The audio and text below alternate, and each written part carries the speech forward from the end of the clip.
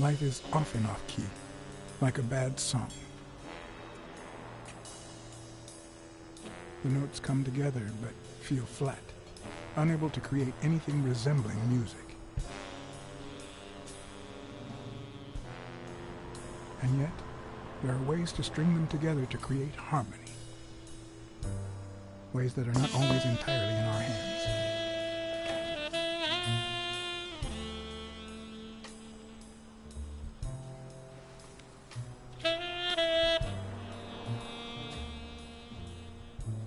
You look tired, John.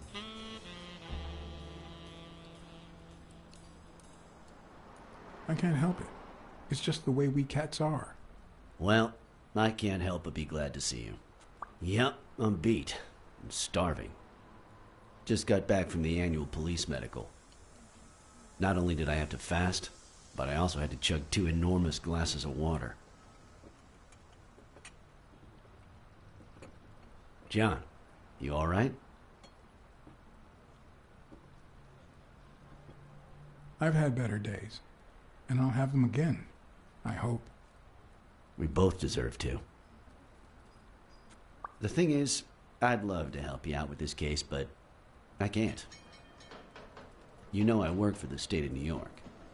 If I had any information, I couldn't share it with a private eye. Even if it was lying on top of this table.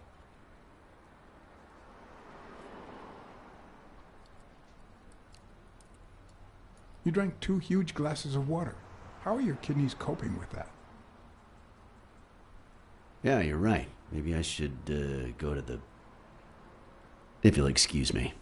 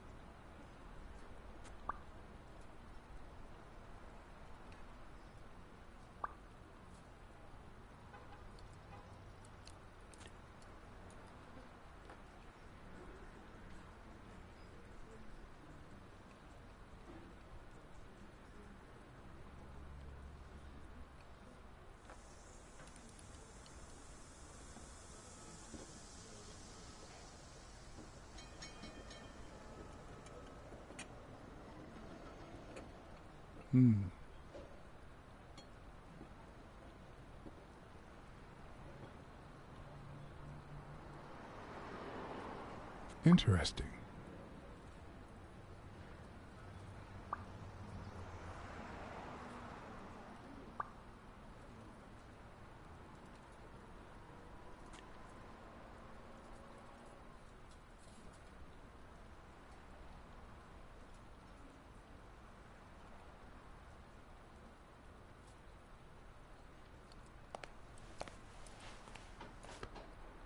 Now I feel even thinner. So do my kidneys. Thanks. Truth is, John, it all seemed clear to me before, but now... Please, promise me you won't take the law into your own hands. I'd like to think we're not just vigilantes.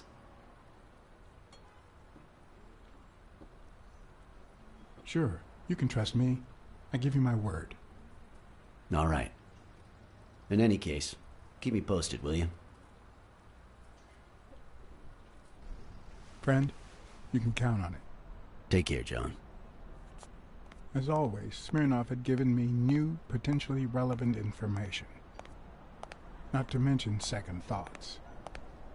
When an old dog like him gets that serious, one must be prepared to bite.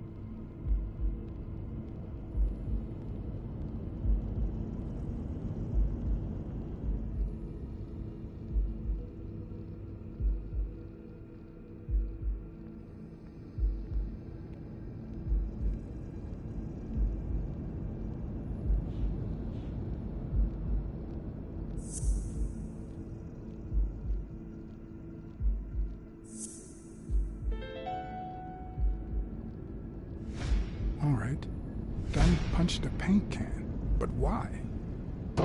Wasn't he calm and composed?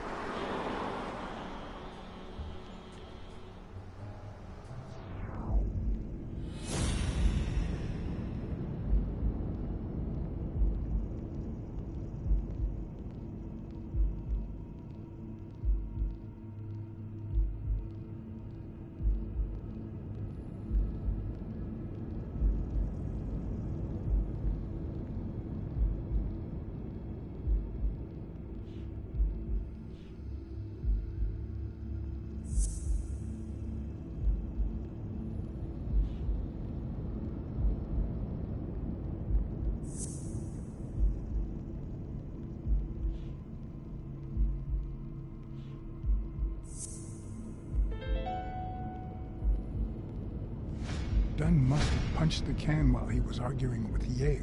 I guess that explains why he threatened to call the fight off.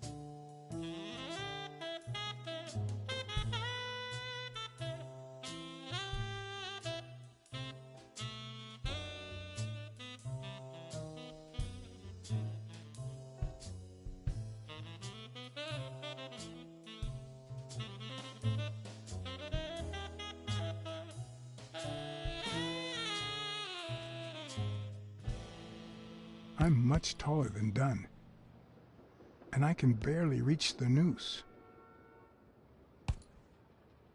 There's no way Dunn hanged himself. Not on his own, at least.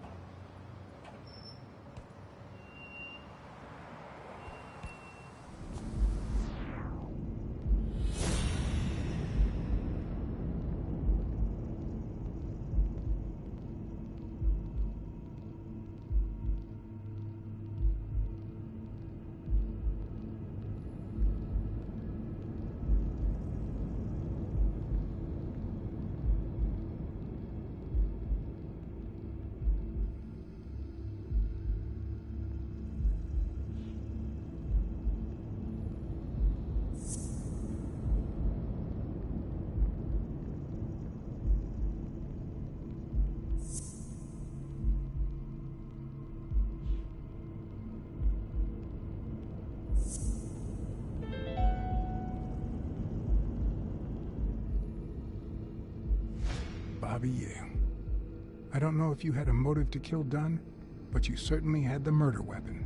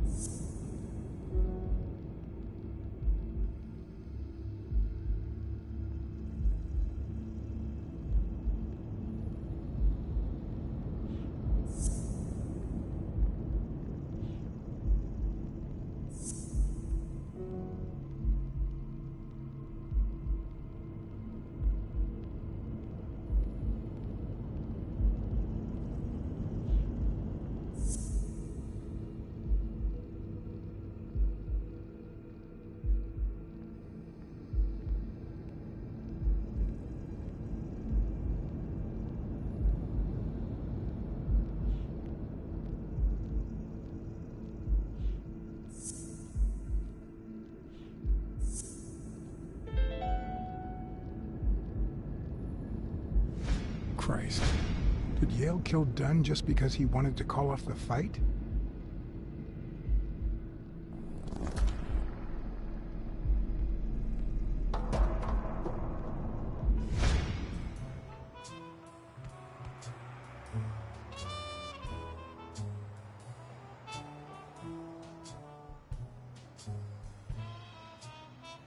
I always knew Bobby had issues.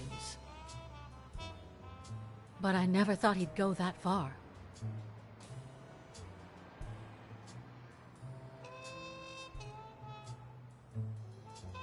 Everything seems to point in that direction.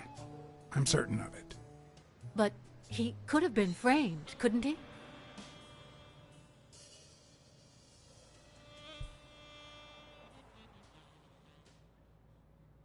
In any case, that doesn't change a thing. It does, actually. Now we know he didn't kill himself. My father's still dead, and you still haven't found Bobby Yale.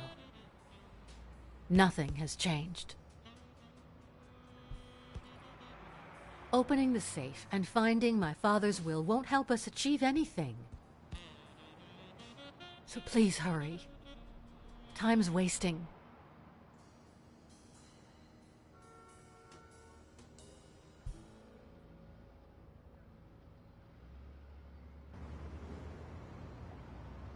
Sonia's indifference never ceased to amaze me. But most importantly, why was she suddenly defending Yale?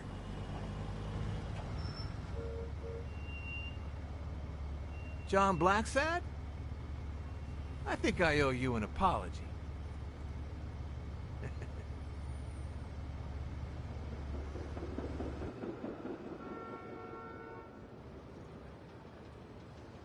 Do I know you? I don't seem to remember your face. Well, maybe you remember my boys. I'm so sorry they've wrinkled your suit. The thing is, they didn't know we shared a common goal. Bobby Yale. I want to find him and get to the bottom of this as much as you do, Mr. Blacksad. So please, kindly accept my invitation. Why not share our findings? Come on.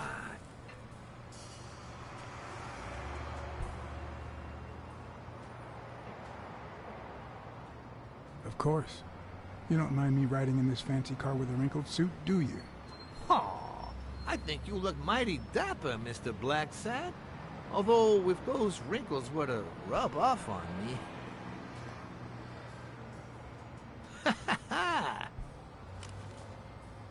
I always play it nice and safe.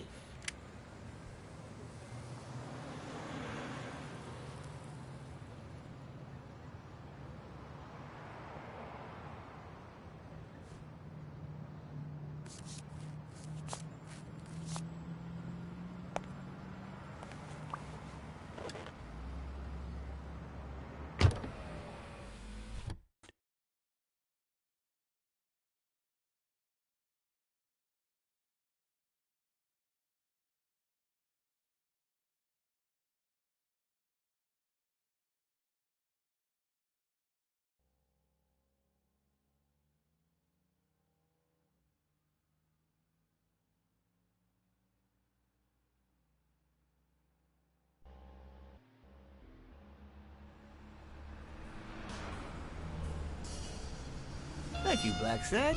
You won't regret this. So let's cut to the chase. I need Bobby Yale to fight Stone. There's just too much money at stake. So, I'm offering you my help to find Yale. Let's work together.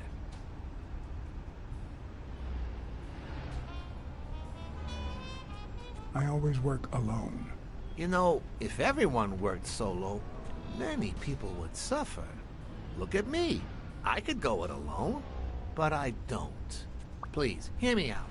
Let's say I bet a beer that we find Yale in 3 days, and you bet a beer that we don't. In 3 days, one of us has to buy the other a beer. Is that so bad? We're simply 2 grown men using our money and free will to conduct a small private exchange. And most importantly, we're not hurting anyone. So, Yeah, I run a gambling business. What's so bad about that? I can't really say. Well, I can. Nothing. But I'll tell you what is wrong. The way our government is ruining America. We live in a so-called free country. A place where honest people can make a living, provided they don't hurt anybody. We're not communists. Well, at least I'm not. I would have never thought otherwise. As for me,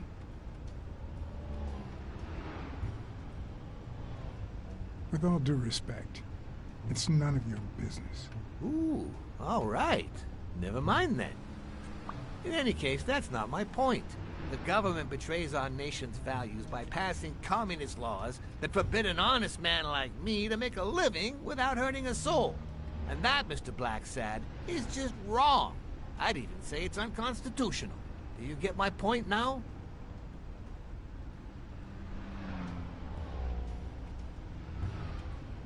Okay, but that doesn't justify what you do for a living. Oh boy. Did you hear anything I just said? Anyway, when the government passes these laws, there's only one legitimate weapon the people can wield. The same weapon that turned America into a great nation. Civil disobedience.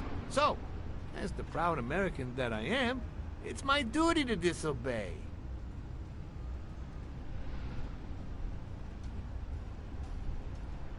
You're bending the truth to justify organized crime. Oh no. It might have been organized crime, but not anymore. I wasn't always a boss, you know. No, sir. I started at the bottom, when Lucky Blitzen ran the show. And good for him. His was a reign of terror, extortion, violence, you know, that sort of unpleasant thing. When I took over, I decided I'd make people want to do my bidding. Not out of fear, but out of gratitude. I decided to help people so they would help me. That beating your thugs gave me was really helpful. Thank you so much. Those poor bastards didn't even know you were a detective, that you were on our side. Maybe at first. But when they tied me up and beat the socks off me, they knew very well who I was. Seriously? That goes against my rules. Who was it?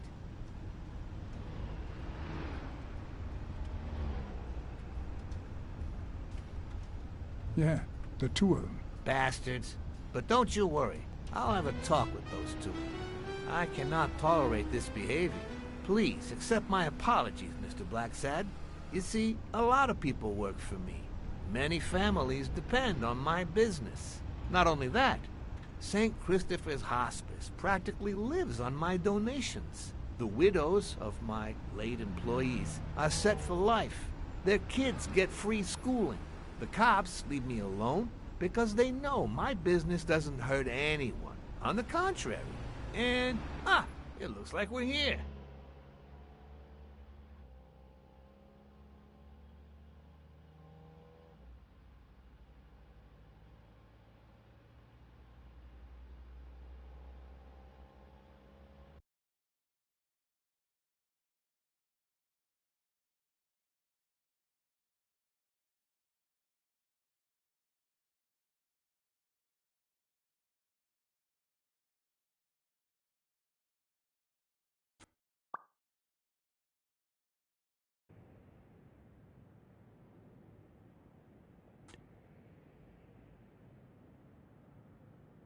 Yale's apartment? I told you, I'm on your side. Go ahead, search the place. I'll wait down here. When you're done, maybe you'll change your mind and share your findings with me. Or not. It's your call, Mr. Blacksad. I'll make sure you're suitably compensated. Colbert! Wilson!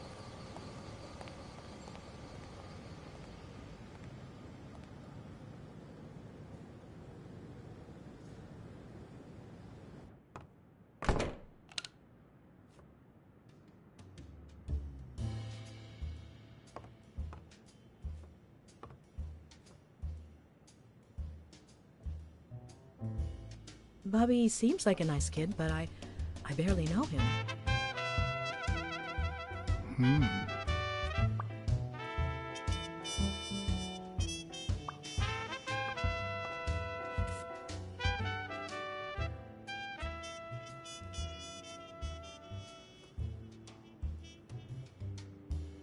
The worst thing about O'Leary's boys dropping by isn't the beating, but the fact that I can't tell what's theirs and what's Yale's.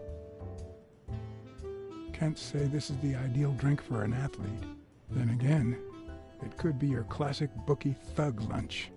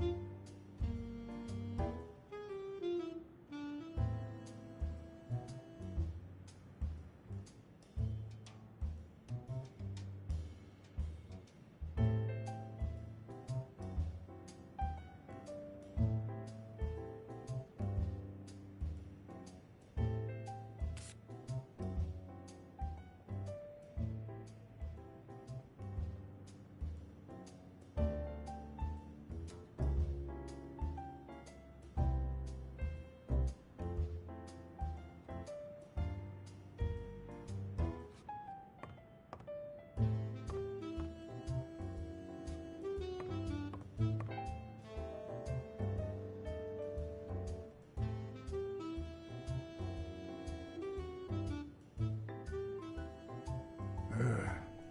17th century French fables. Mayor must be one boring old lady.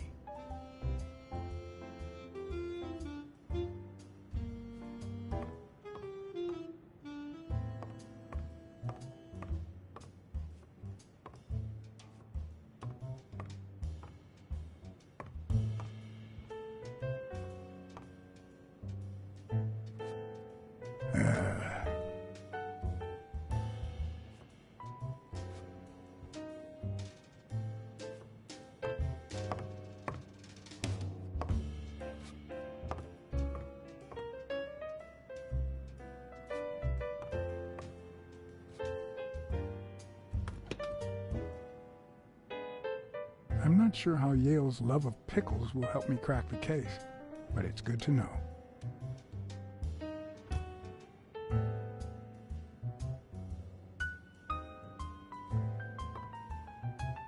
A woman's fragrance, almost angelical.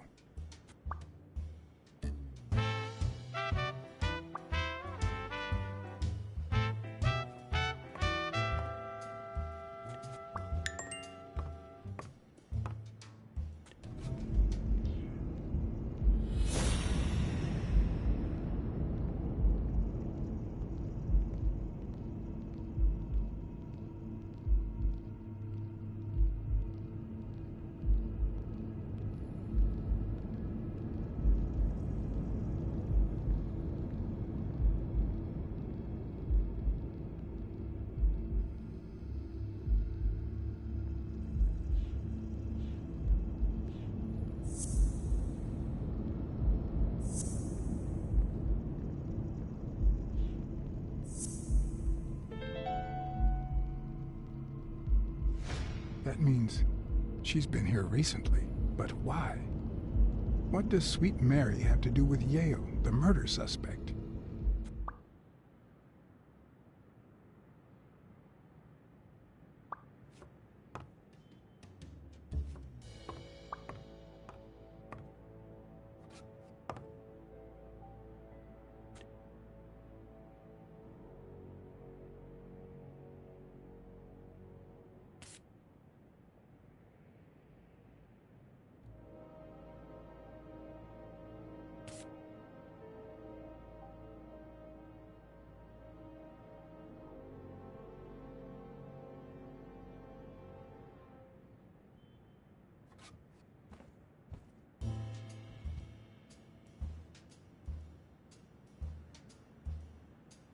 So, you like your mob stories, don't you, Bobby?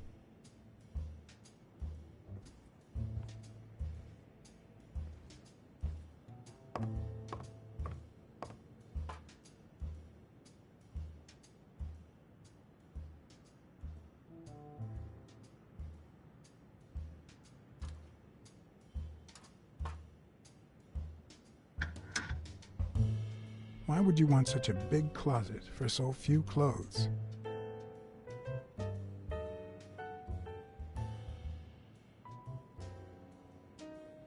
Unless someone emptied it recently.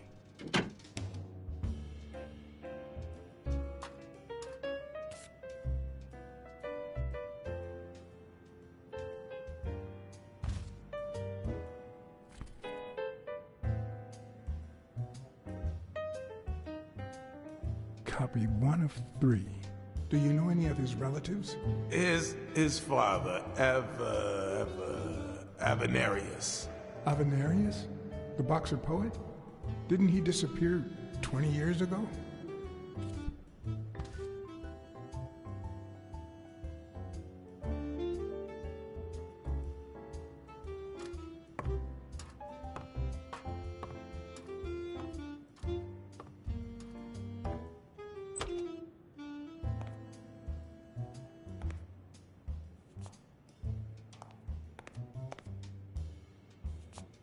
Judging by the general state of the apartment, they were leading a quiet life.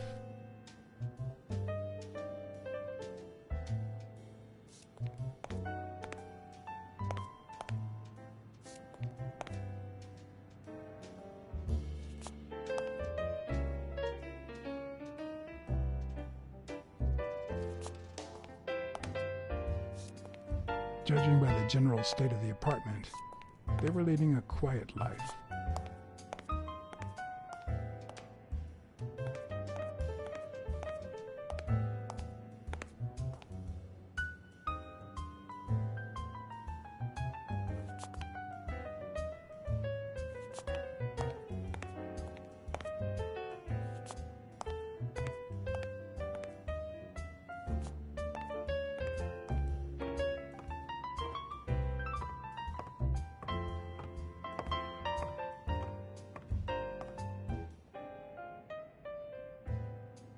When I left, I told O'Leary I hadn't found a thing. The minute I was alone, I left for Mary's. But before all that, I took a small parting gift for her.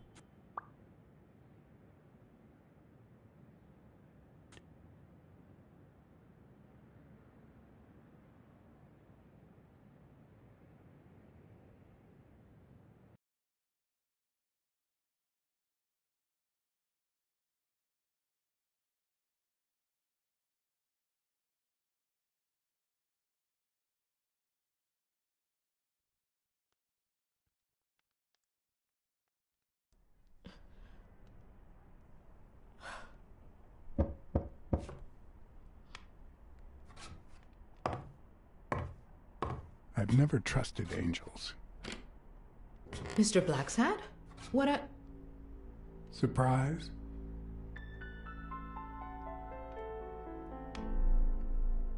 When they fall, they turn into demons. Joey told me he was going to spend the afternoon painting the gym and that Bobby would be fixing something up on the roof. So, after I found the body and called the police, I went to Bobby's place, but he wasn't there.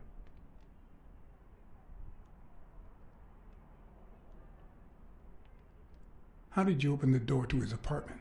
I think it was already open. Everything is so confusing. I'm sorry, Mr. Blacksad. Don't be. I'm here to figure it all out.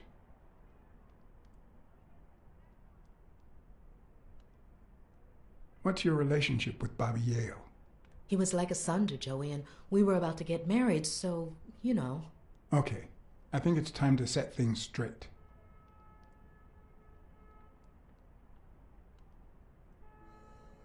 I knew you were cheating on Dunn with Yale. Or was it the other way around? No. How can you even think of something like that? How can you convince me otherwise?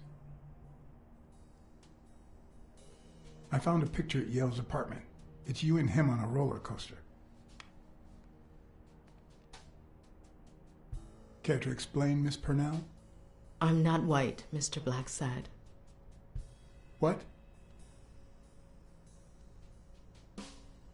7 of my great-grandparents were white.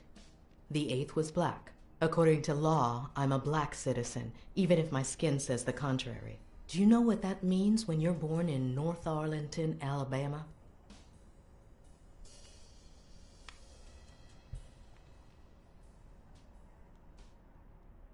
Segregated healthcare, with far worse conditions for colored people.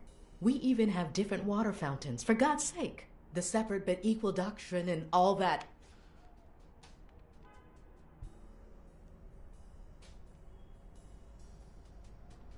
That damn nonsense. And all the lies. That's why I moved here. No one knows what color my great-grandparents were.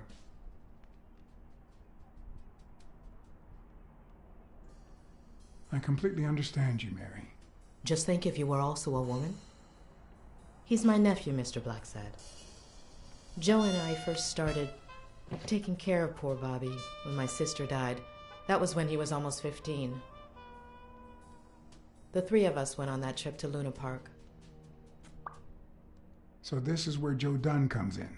Bobby was the only one who knew about me and Joey. We were afraid that someone would use my past to ruin his career. It's not the first time I hear that story.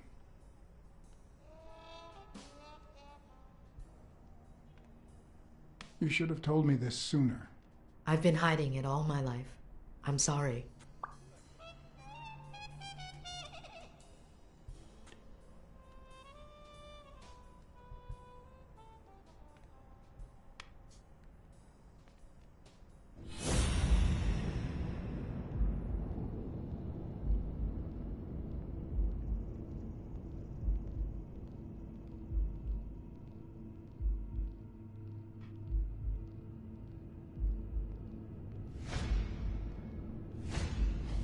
TV and radio all in one. Where will these mad times lead us?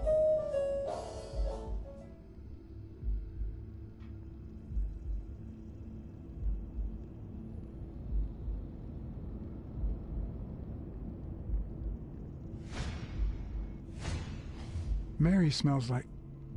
Actually, the whole room smells like a pie fresh out of the oven, so I can't identify any other fragrances.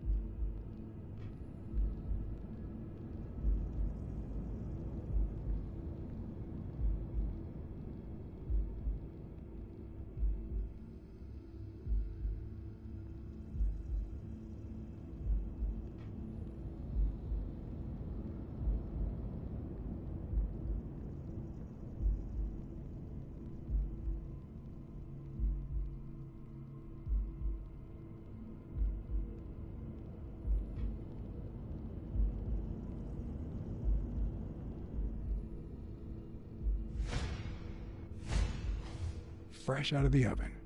The whole room smells like pie.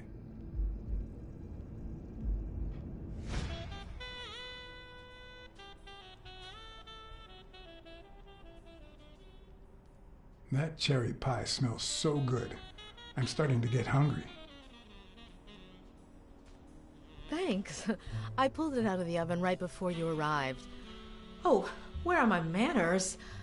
I'm the worst hostess in the world.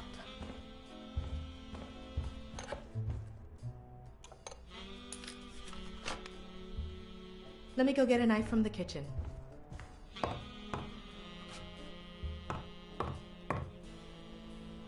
And you must be thirsty. Let me see. OJ? Coffee?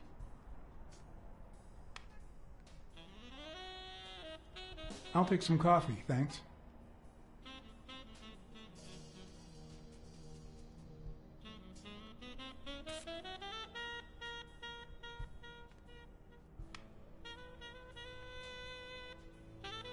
She's wearing the same clothes in both pictures, so she's probably telling the truth.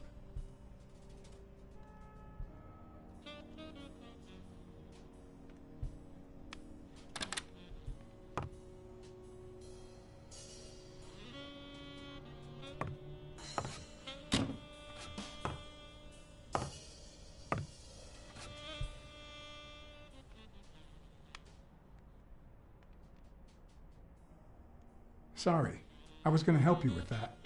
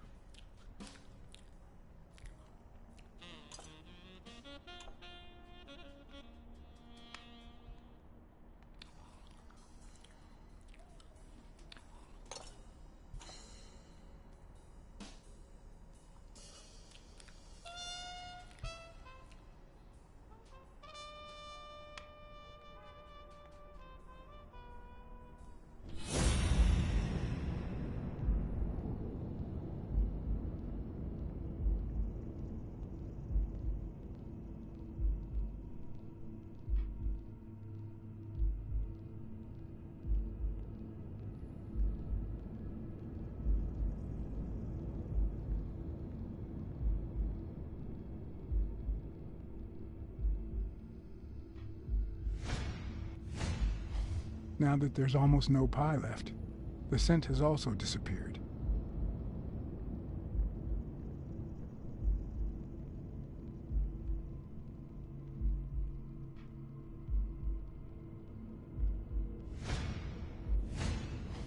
Interesting. Now Mary smells like a huge dog. Mary, when are you going to stop lying? I know your nephew is here. I can smell him. What? No. I already told you I don't know where he is.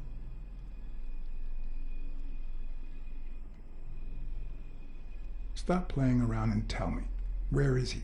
You can search the whole house if you want. Go ahead. He's not here.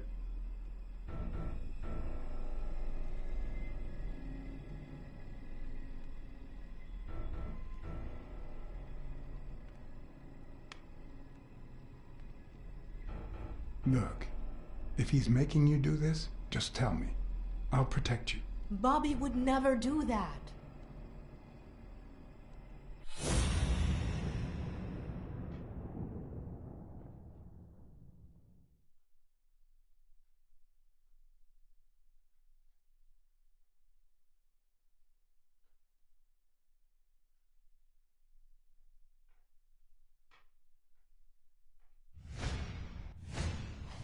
Wait a minute. She's not the one who smells like that. That's where Bobby Yale's scent is coming from. So, that's why you were sitting there. What? I don't know what you're talking about. Yes, you do. Could you step aside so I can check, please? Please go. Mary, for Christ's sake, put that knife down, would you? Livora.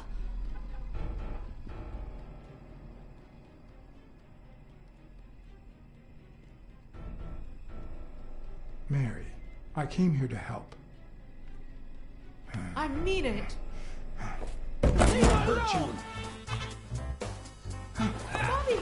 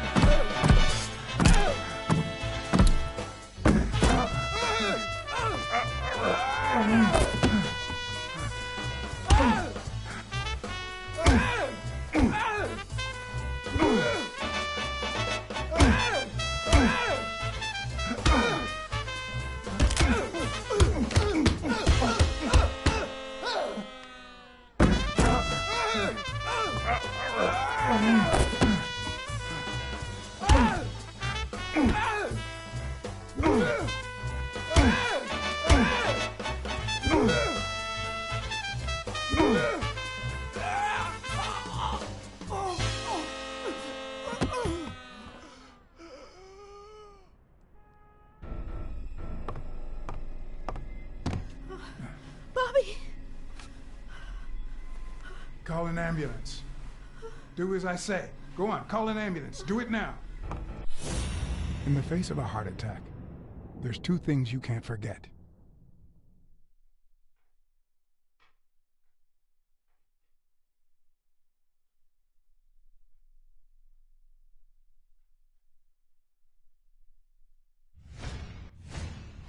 One, stay calm. Two, 1 chest compression per second. 1 Mississippi. 2 Mississippi. 3 Mississippi. 4 Mississippi. 5 Mississippi. 6 Mississippi. 7 Mississippi. Bobby. Oh, Bobby. Thank you, Bobby.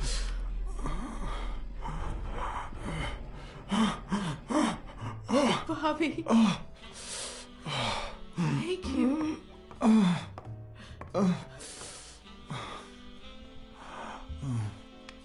I had lots of reasons to consider this a great day. I had investigated a suicide case. I had discovered that, in truth, we were dealing with a murder. I had found and captured the prime suspect. And I had saved a life.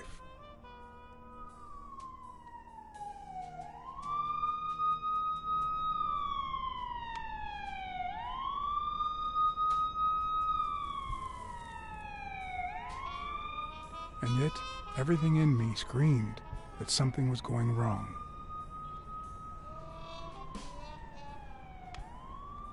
Terribly wrong.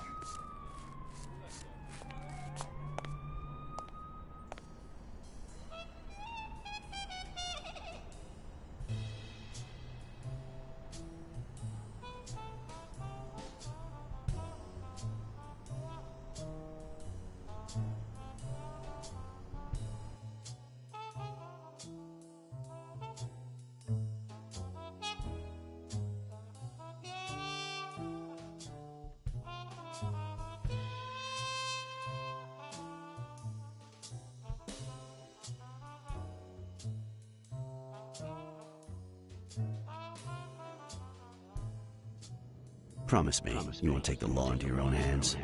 I'd like to think we're not just vigilantes.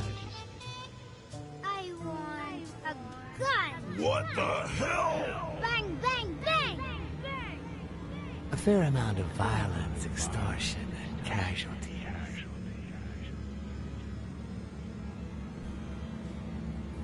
I hate detectives. Bang, bang, bang! You're dead meat, cat. That you, Smirnoff? You seem agitated. Nightmare?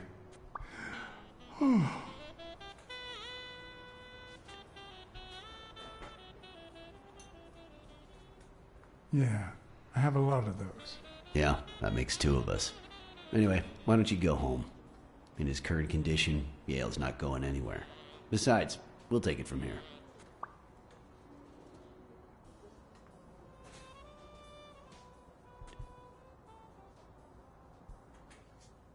Who is that? Can we trust him?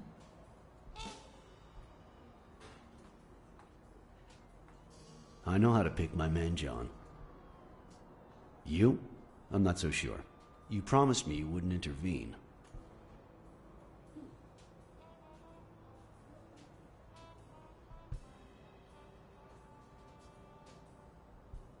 Bobby Yale attacked me. I had to do something. If you had warned me, maybe we could have avoided his assault. Anyway, what's done is done.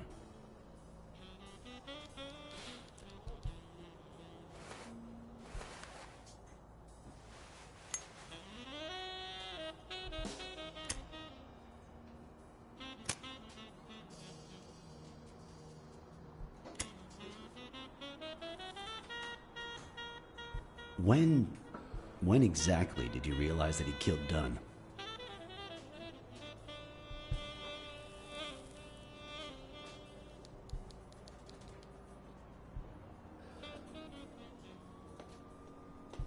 Out of sheer curiosity. I'm a cop after all.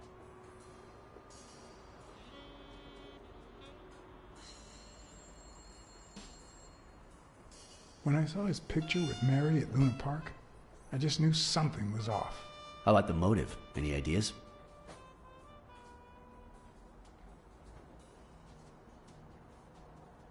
I know Dunn wanted to call the fight off after something Yale did, but I still don't know what. In any case, hopefully Yale will tell us more.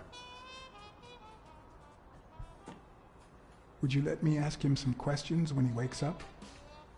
I know you will, with or without my permission, so I'd rather not feel betrayed. In exchange, drop by the station when you can. Your investigation could really help my men. Who, by the way, must be waiting for me to interrogate Mary Purnell. Boy, she was hard to pry from Yale's side.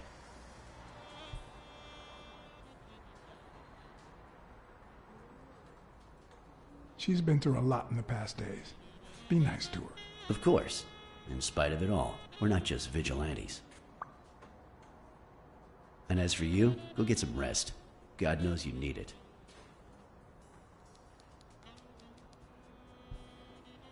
I can't promise anything. Tell the nurses to look at that face of yours. You look like a film detective in his last scene. I'm afraid this film isn't over yet. For your sake, I hope you're wrong. You're in charge now, officer. Okay. I'll send you relief in 6 hours. Understood? Doctor. Who are... Oh, detective. Congratulations. You fared pretty well against that kid. Better than most would have. Now, if you'll excuse me... Do I look like I fared well to you?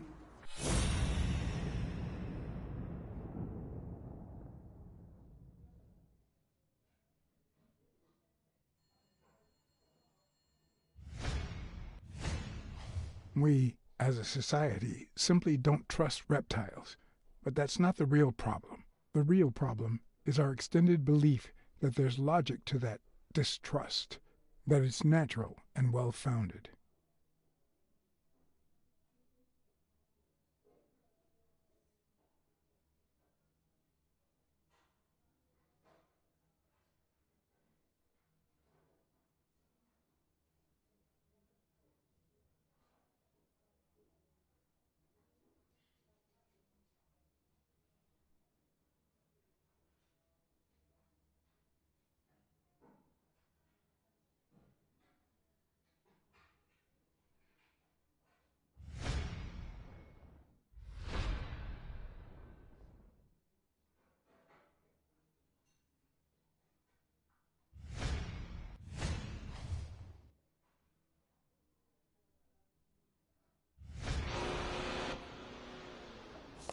How's Yale? Is he awake? Oh, yeah. Go check on him before he falls asleep again. Although, try not to bother him with too many questions. Will this have long-term effects on his health? It's too soon to tell. He did have a heart attack after all.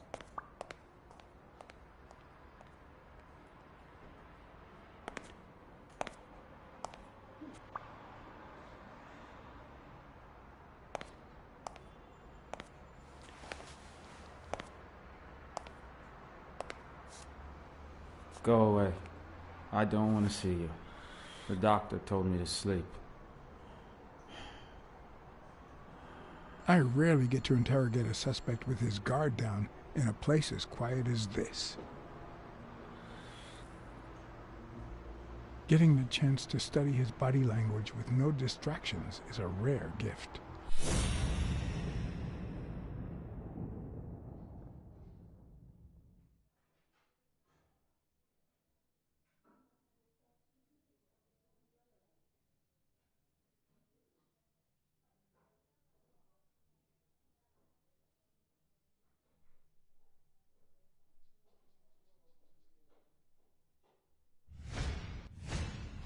His heart rate is increasing. It could mean that he's lying, but it could also just be pure, unadulterated rage.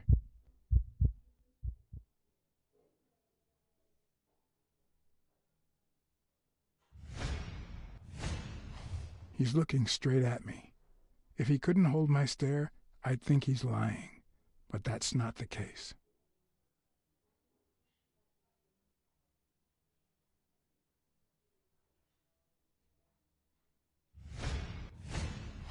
He's clenching his fist, a sign of contained anger. Clenched fist, fast heart rate, fixed stare. He feels some genuine rage towards me. I'm sorry you don't want to see me, but I'm afraid you'll just have to put up with me. For now. Luckily, I just got my medication. I'll be snoozing soon. All right, I'll just cut to the chase.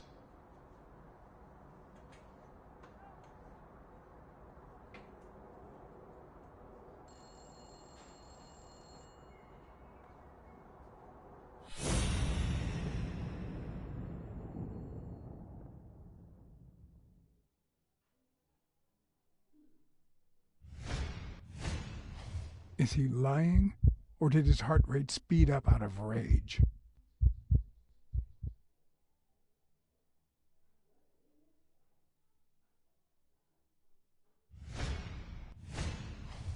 He can't look me in the eye. I'd say he's lying.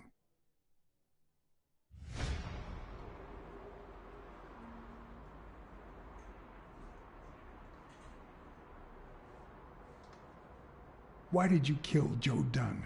What? Are you trying to confuse me? Joe hanged himself.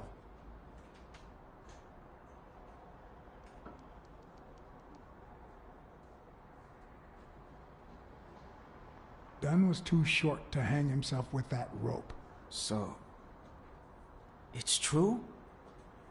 He was murdered.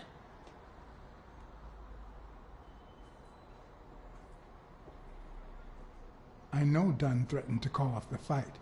Why? How do you know that? I'm a detective. That was his anger talking. He never really meant it. That doesn't matter. Why was he so mad at you? What did you do? Nothing. Joe thought that I wasn't training hard enough. That I was going to lose. All right. Let's just say that I believe you.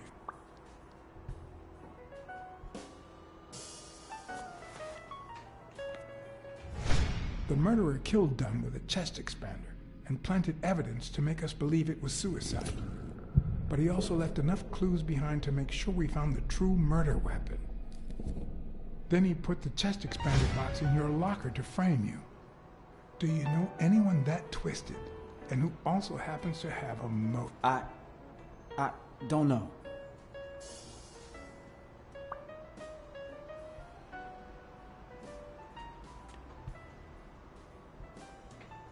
Desmond O'Leary certainly seems twisted enough.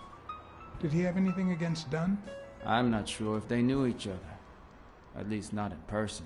About a month ago, Joe kicked one of O'Leary's men out of the gym. He was trying to give a business card to... Jake Ostiami. Yeah, exactly. Did Jake tell you about that? Something like that. Maybe it was... What am I saying? Jake could never pull off something like that. Nothing. Never mind. What about Sonia Dunn? Sonia?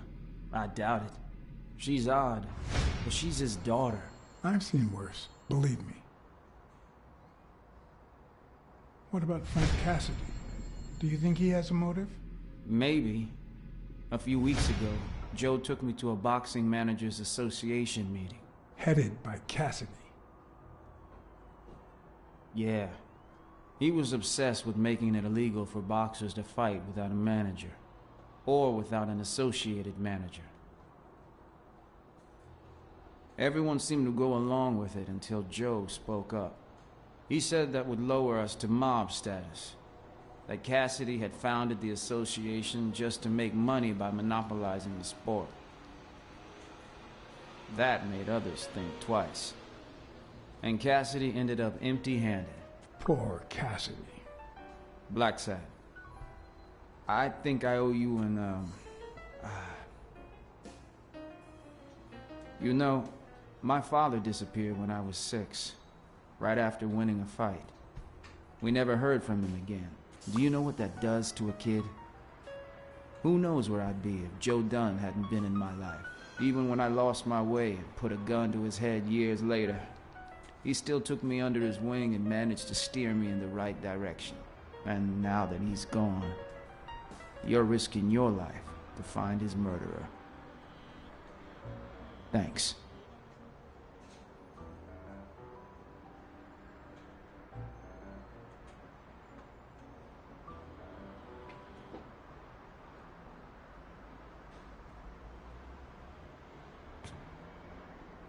Thank you for...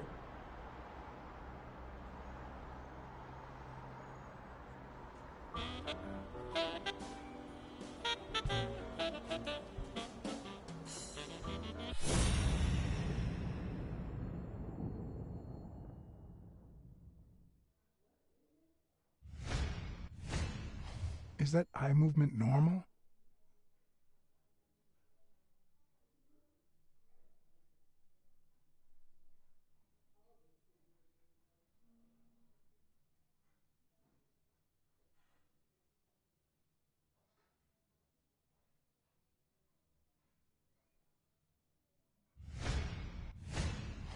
The hands say a lot about what's going on inside a person.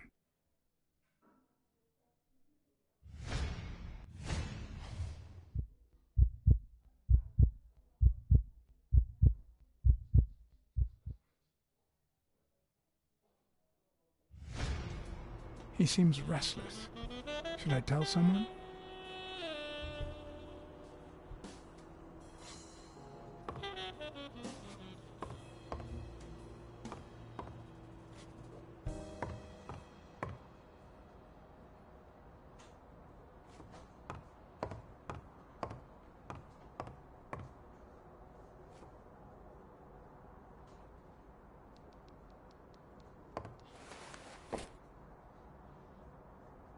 Ugh.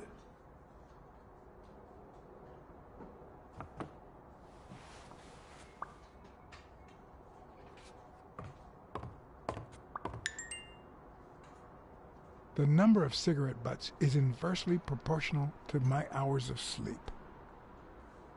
Ah, damn.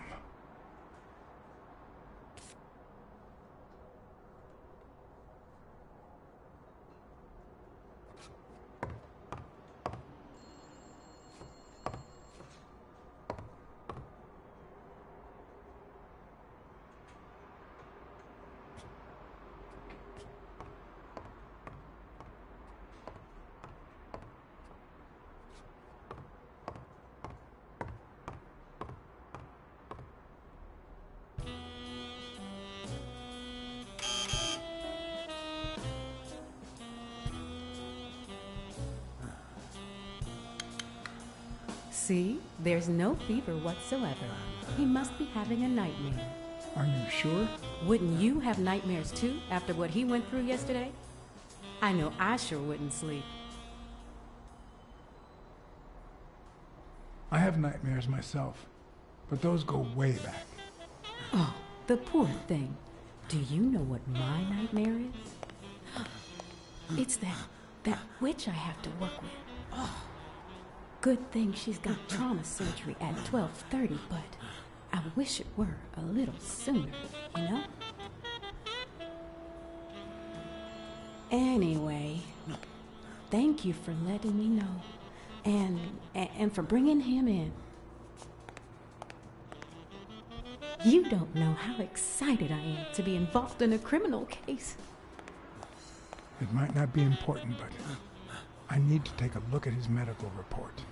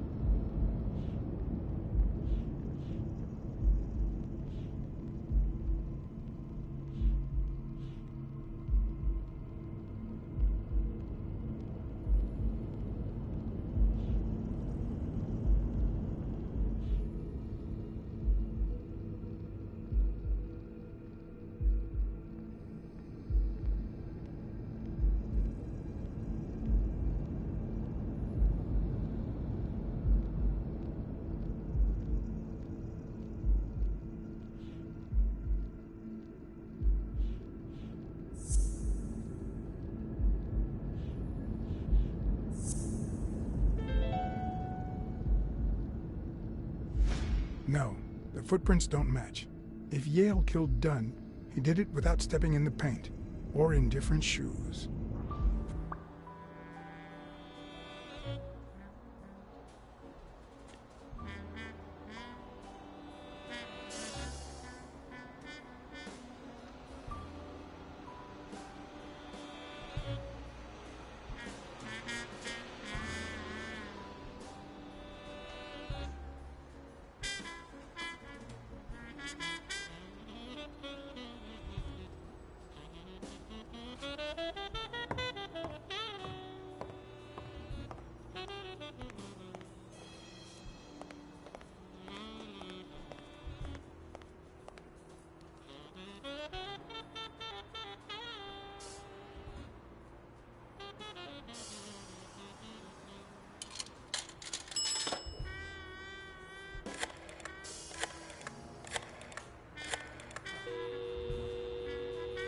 Dunn's Jim.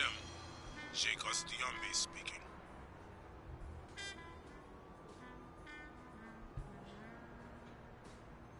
Jake, it's Blacksad.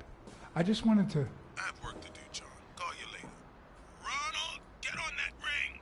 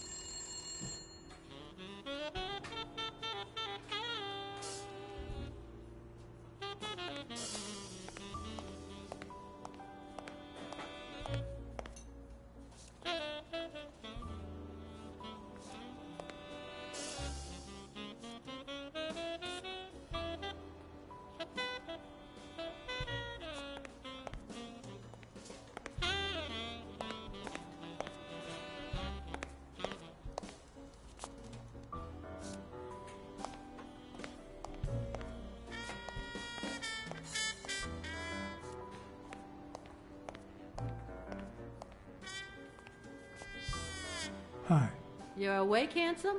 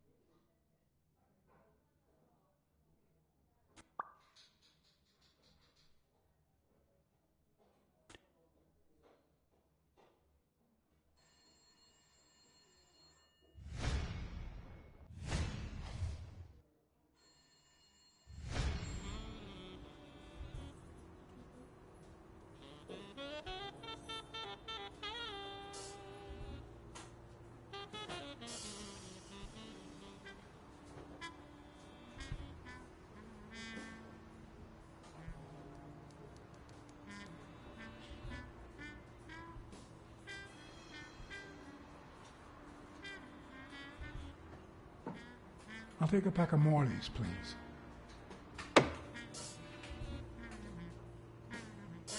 Honey, get me a pack of Morleys for Mr. Handsome.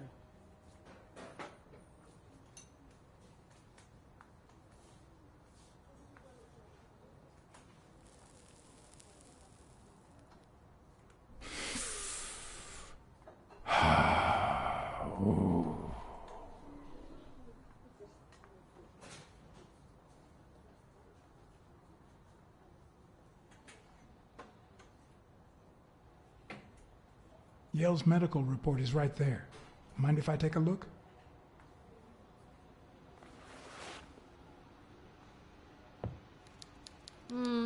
No, I don't think so, Handsome.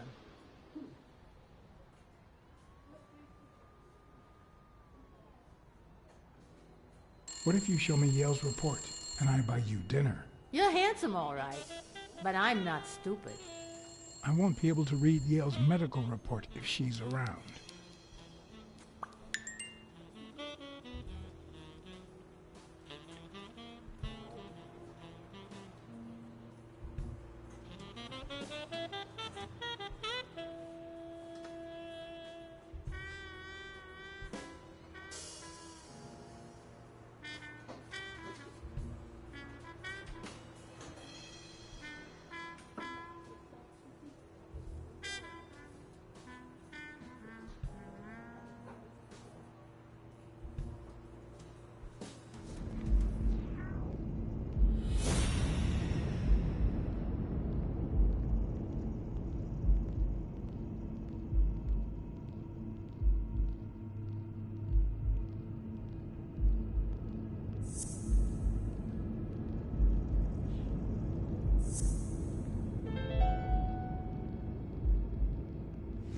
It seems like the Doe nurse will be assisting Dr. Talbot during his 12:30 surgery.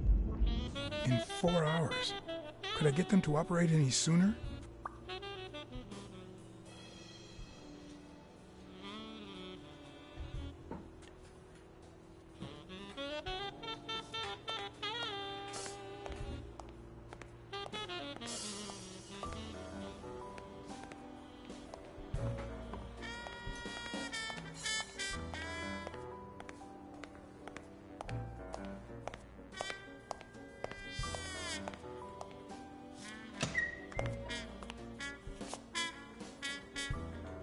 Jerry Highfill. Long time no see. Blacksad, I didn't want to wake you. How's the boy? Asleep. I hope he recovers in time for the fight. I got tickets. Although between you and me, he doesn't stand a chance.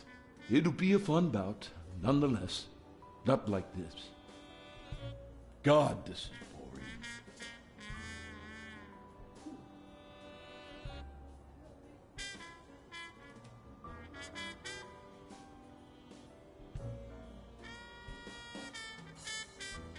You want to smoke?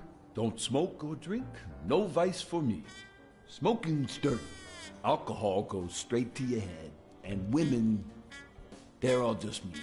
Well, everyone except mine.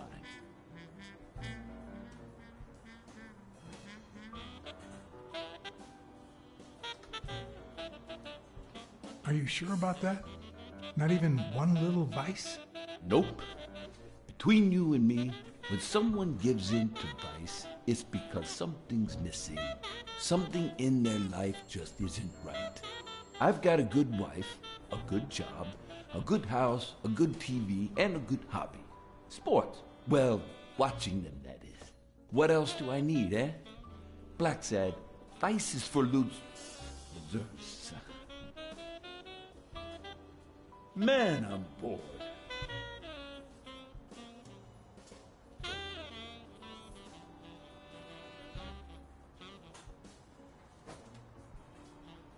Are the odds against Yale that bad? The boy's talented, don't get me wrong. But stone is stone, you know? I bet half my pay, but you know, no vice for me. You say you've got a good job, and yet you're bored. Well, it's just a figure of speech, really. I like my job. Is it boring? Yes, but I can entertain myself with a good fight or a football game. Well, watching them, that is. Well, I'm going back in.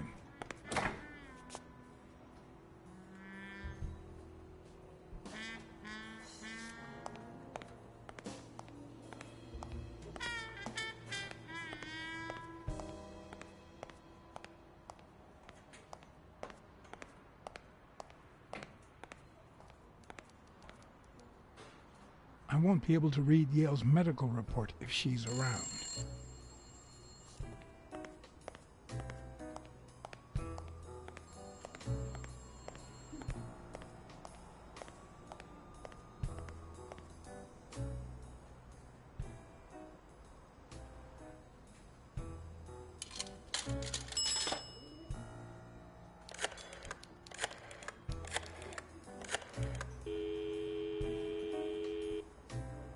Trauma?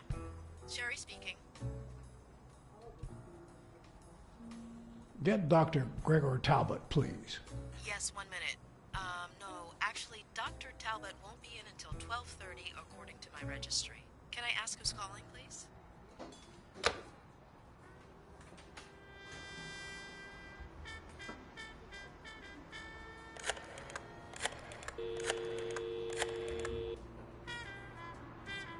Sherry, this is Dr. Talbot.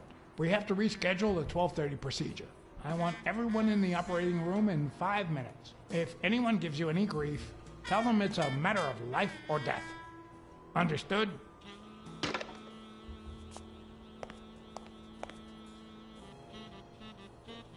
A matter of life and death. A matter of life and death. You gotta be kidding me.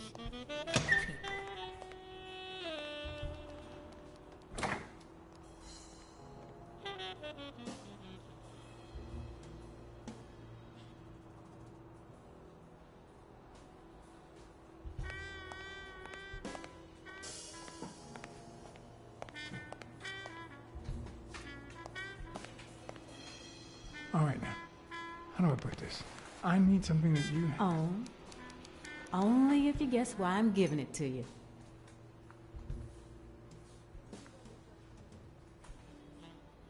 You want to help me solve a criminal investigation. Well, aren't you smart? But be quick about it. You hear me, huh? If that witch comes back...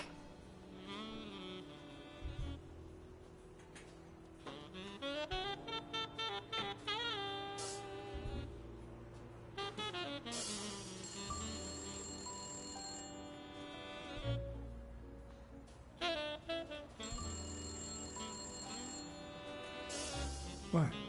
What does it say here? Ah, you know doctors. The top handwriting is mine. Let's see. Extrasystole and dehydration caused by panic attack. Extra what? You know, arrhythmia, like skipped heartbeats. What about this here? It's a good thing I know that Mr. Yale is in Dr. Ferguson's hands. Otherwise, I'd be worried. Hey, no means no, miss. You really don't know who I am, do you? Miss, I've got orders. And the fact is, those orders say that... Here you are, Miss Dunn. Huh? Tell him, Blacksad. I can't get through that thick skull of his. You see, Highfill,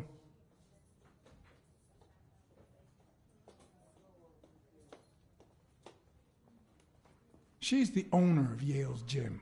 A woman? Whether the kid recovers or not depends entirely on her.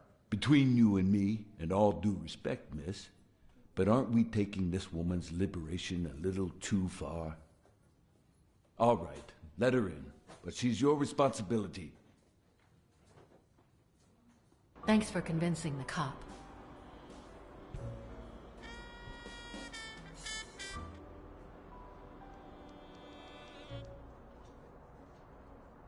You hired me to find Yale. I wanted you to see him with your own eyes. I see. Anyway, you did your job. I'll send you a check the day after the fight. You can leave now.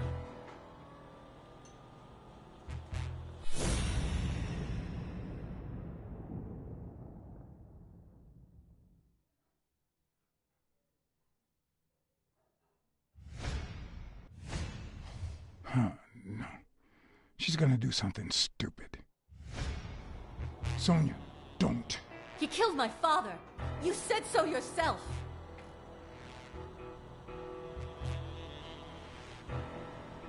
Your father wouldn't want you to do this. He was a just man, and this is not justice. Look at your face.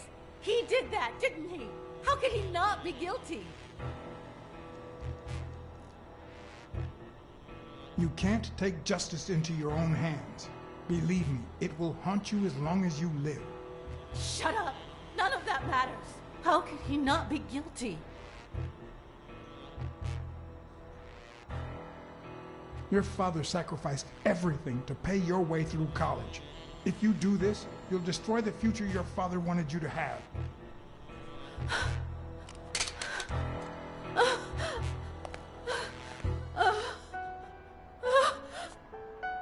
Shh.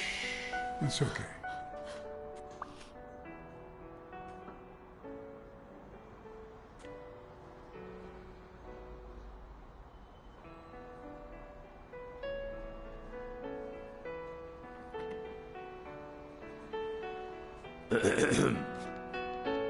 Uncle Tim!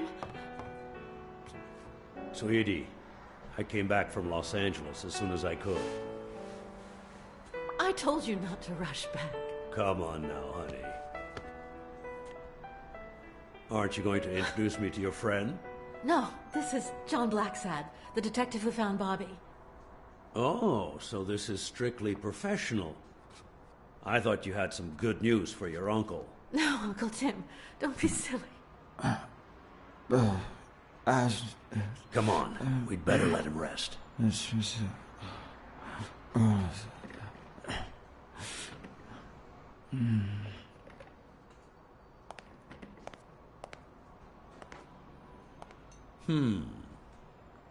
I see.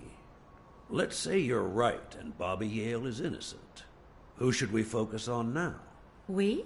Well, your father turned down my money, but he made me promise one thing, that I'd take care of you if anything happened to him. But I can... I know you're perfectly capable of managing that gym on your own, but we don't even know if he'll be ready to fight Stone.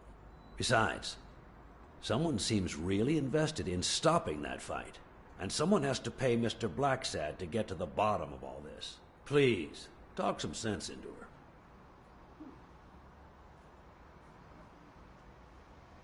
Your uncle is right. Your father wouldn't have wanted you to go through this alone. See? Listen to the detective. All right. Thank you, Uncle. Thank you so much. All right, stop crying or you'll ruin your makeup, honey. Now fix yourself up and I'll buy you some breakfast. Wait, my purse. I'll get it. It must be... Blacksad, wait a minute. I think she needs some time alone, just like you and me. Listen, boy, do whatever it takes to find Joe's murder. Whatever it takes. If things get messy, don't worry. I'll clean them up. Deal?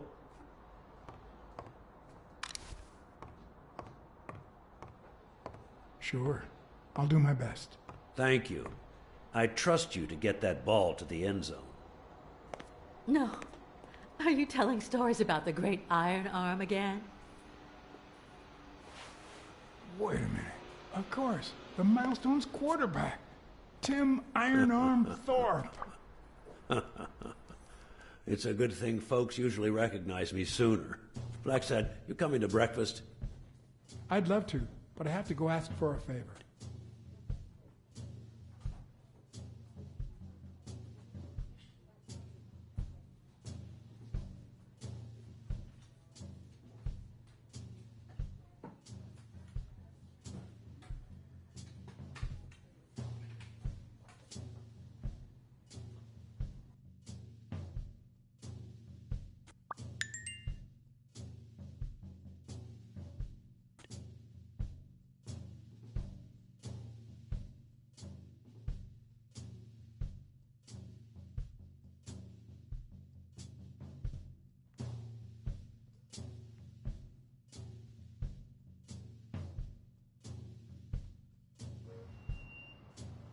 The investigation required that I ask Jake for a small favor. Or demand it, if worst came to worst.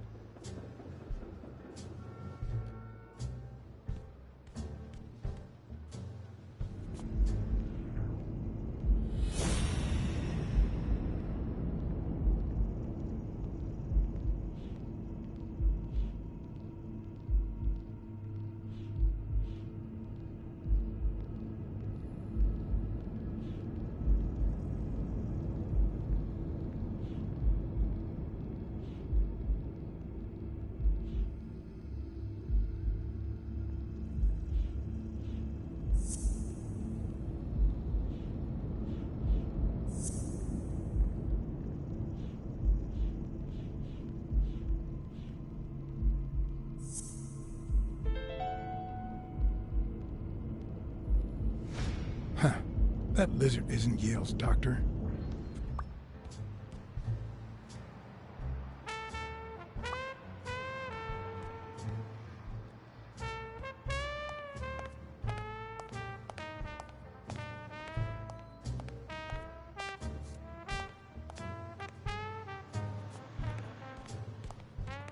I once shredded a bag like that, just out of pure rage.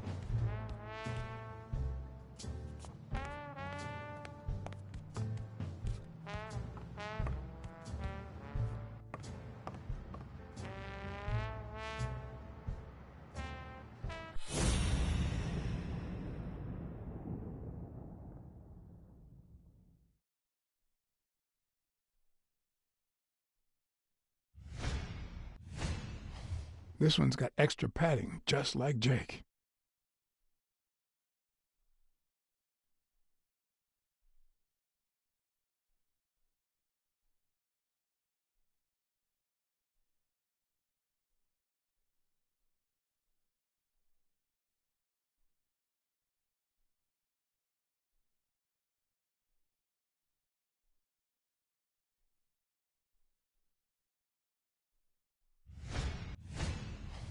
How many hits does a boxer take to the head throughout his career?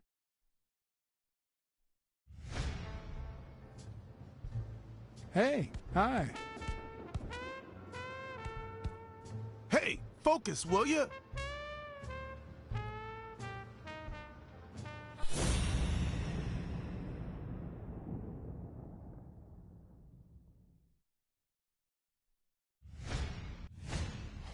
Not the smartest cookie in the jar, nor the most tactful.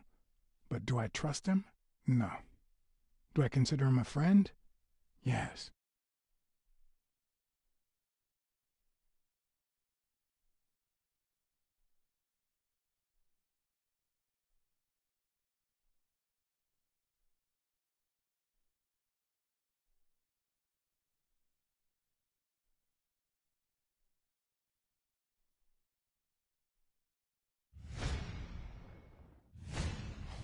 I hope he never feels inclined to hit me. He's twice my size.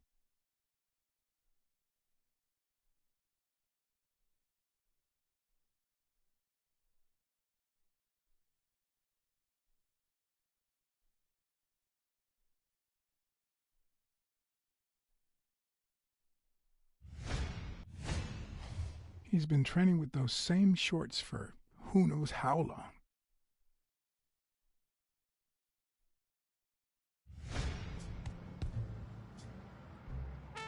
Hey, Jake. Not now, John.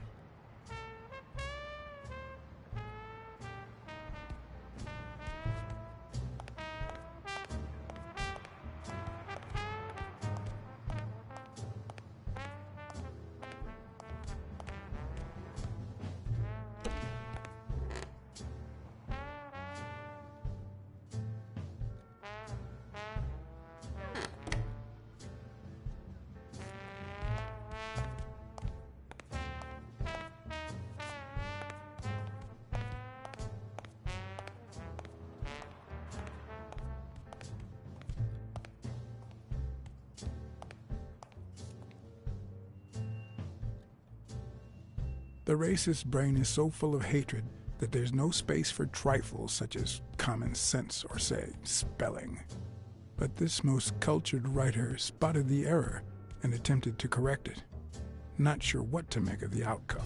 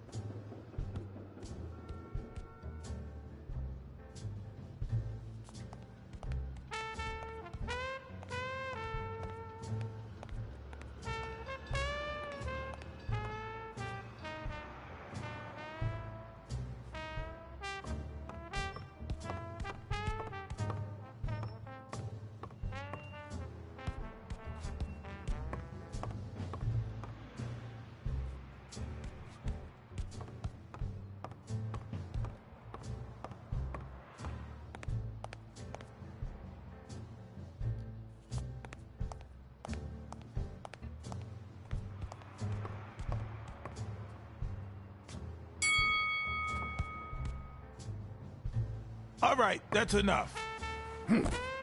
Take 5. Go on.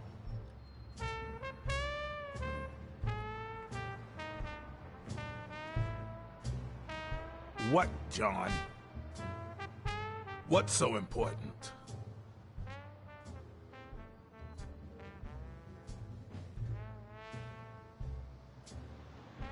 Why are you coaching that guy? Oh, that's right. You don't know.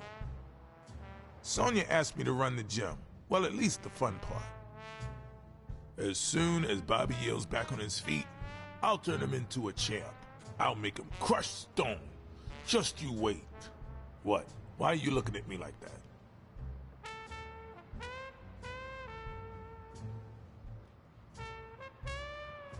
Couldn't you just stop working for O'Leary? Yeah, I guess I could.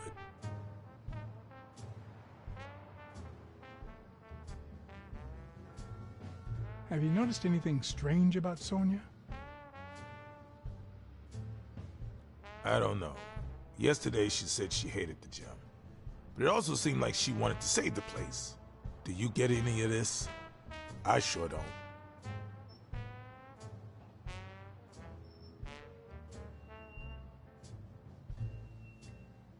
It's just the way folks are. We say one thing, and then we go and do the opposite. You just can't expect us to be consistent. Could you tell me where O'Leary's headquarters are? What for? No. You could get me into trouble. No way.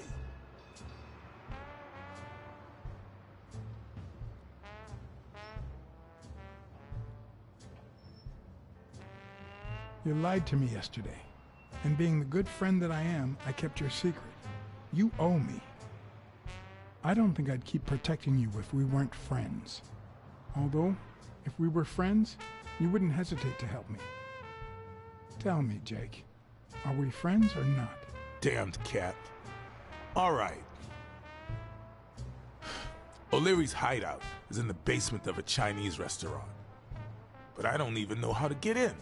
Well, I'll see you tonight. Wait, were we supposed to meet? Of course. Your place, 11 p.m. See you there. Ronald, the break's over. After 30 hours of work and several beatings, every bone in my body ached for a bed. Now it's my turn.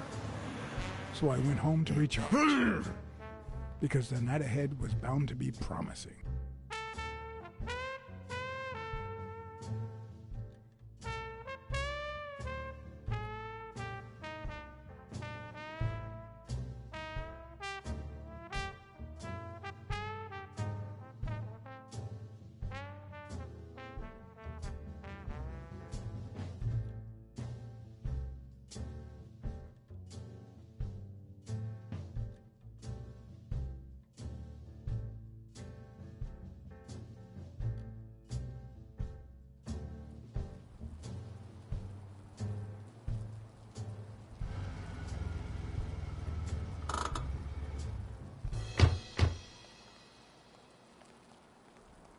What do you know about that basement? Well, let me think. Nothing? Come on, Jake, for Christ's sake.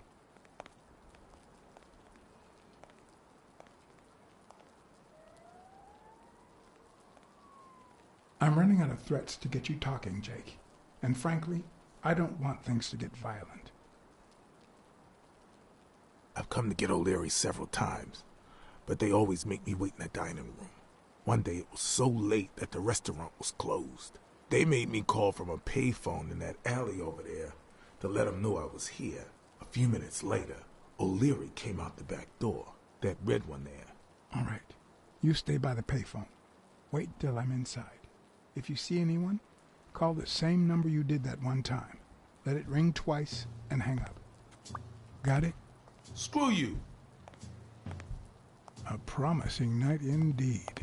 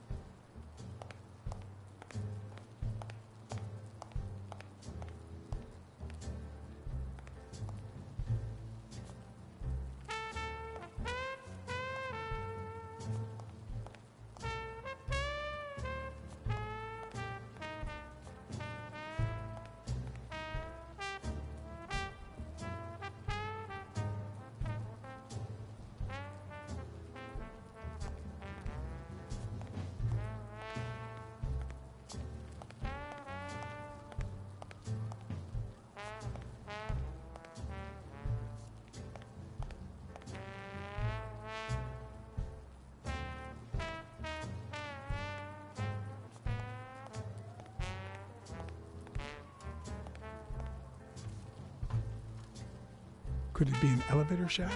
How does this thing open?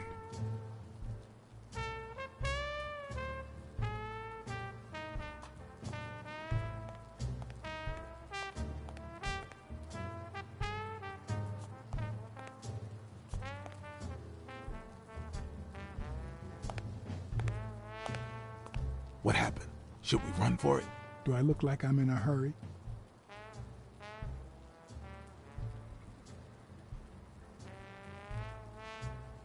Check out that graffiti. You're in On Leon Tong territory. Wow, I thought the Tong Wars had ended years ago. Maybe someone nostalgic just got bored. Damn Chinese mafias. Yeah, American mafias are infinitely better, no doubt. Are you done? What do you think?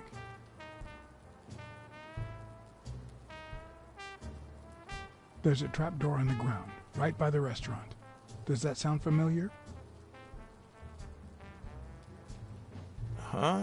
The restaurant or the trapdoor? Okay. Forget it. What's taking you so long? You want to switch places? Okay, I'm going back through the alley. I'll let you know if I need anything.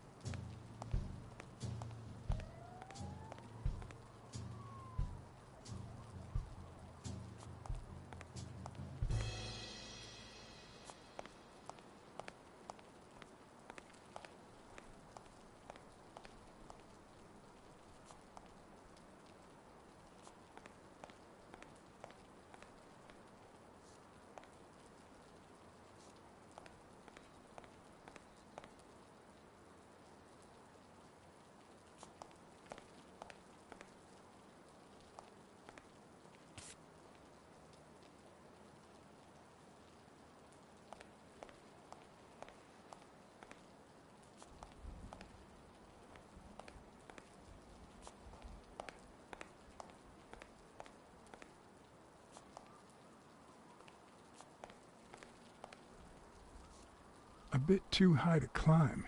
If the basement I'm looking for were in that building.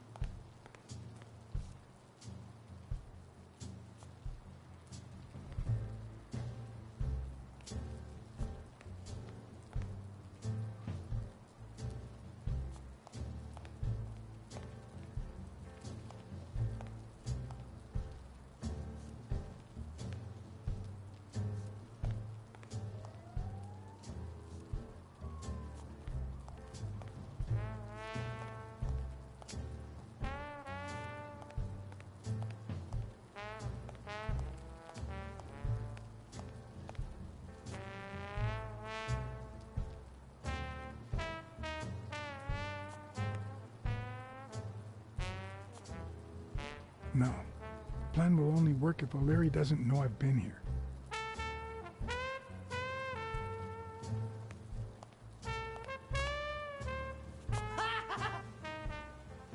Stupid rabbit.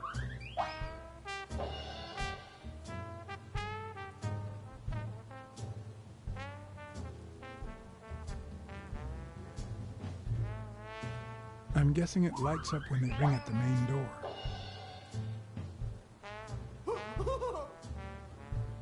Stupid pig.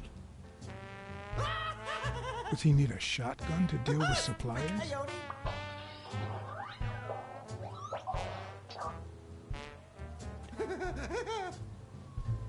Stupid Would rabbit. he even notice if I got in? Stupid coyote. Stupid coyote.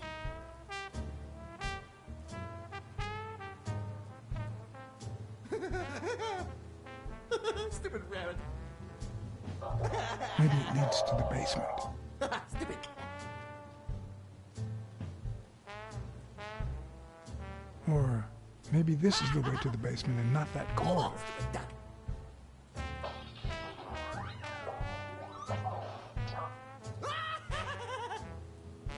Stupid coyote.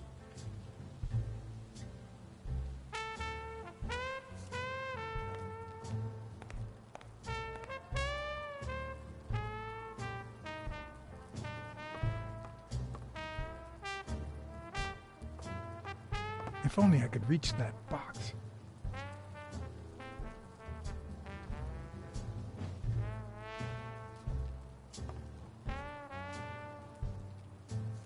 If I'm right and this is a service elevator, it could be my gateway.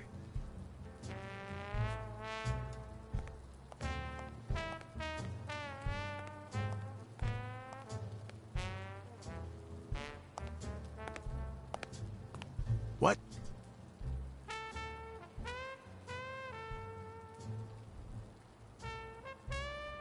There's a guy watching TV inside the restaurant. A red panda, I think. Doesn't ring a bell. I don't recall any panda waiters.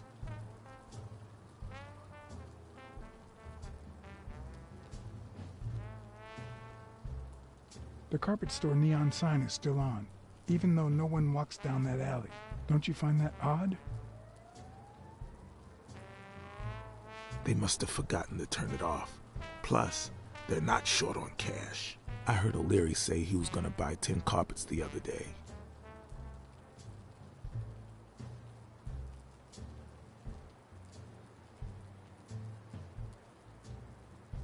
I've seen two possible ways to access the basement, but... You really think I can help you with that? I need you to go to the front door and ring the bell. Alright, is there a bar in that alley? Have you been drinking? Count to 30, ring the bell, then run for the car. Got it? Whoa, you better send a bunch of Natalias my way after this. So, now what are you gonna do? I'll open the door with my lockpicks. Once I'm in... I'm still not sure if I'll take the hall or the door on the right.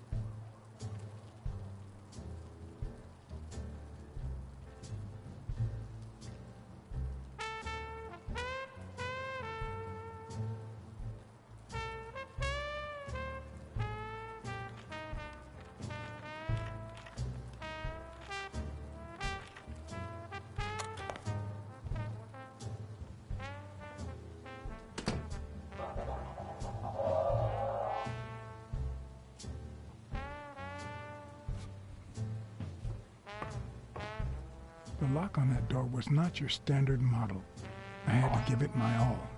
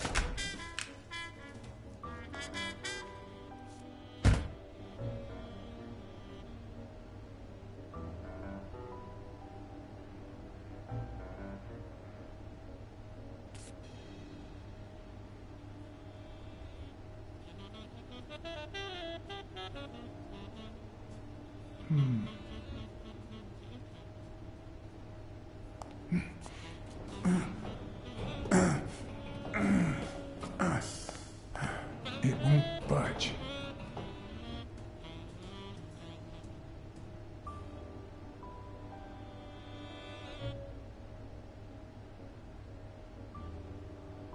I was expecting some frozen bodies.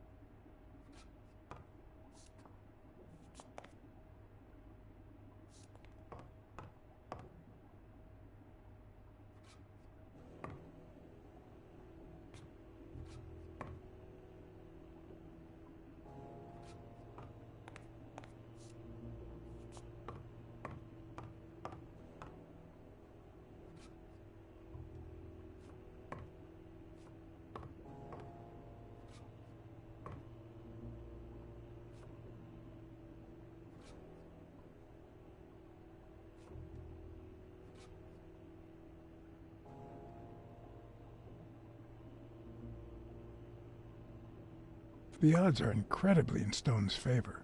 I guess that he's the reigning champion, and Bobby Yale is just a contender, but maybe word got out about his condition.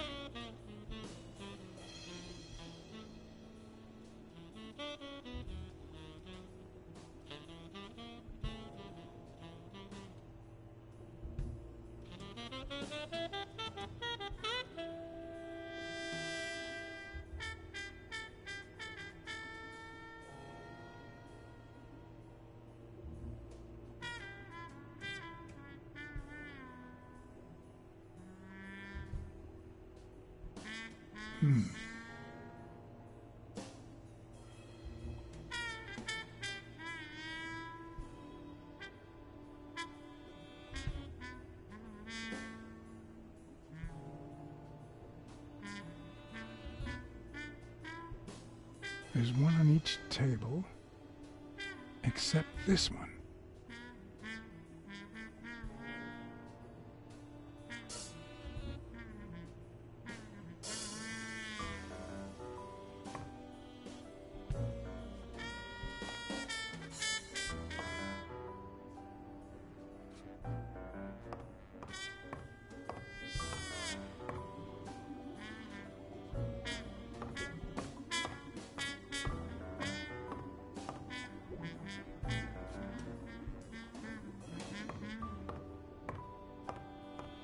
Wow, I didn't realize you could place so many bets on a single baseball game.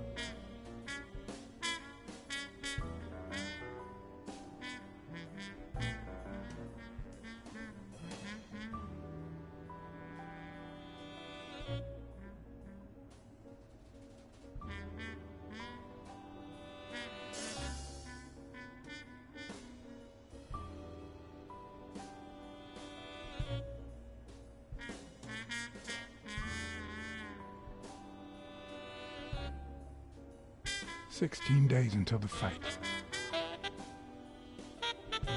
Sometimes I forget that criminals, even the office variety, have family and kids.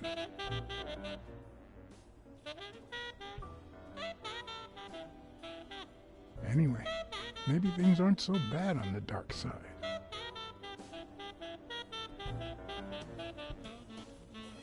It looks like a summary of all the bets that come in. Day, amount, bet, wagerer. Wait a minute. Did O'Leary himself bet $5 grand on Yale?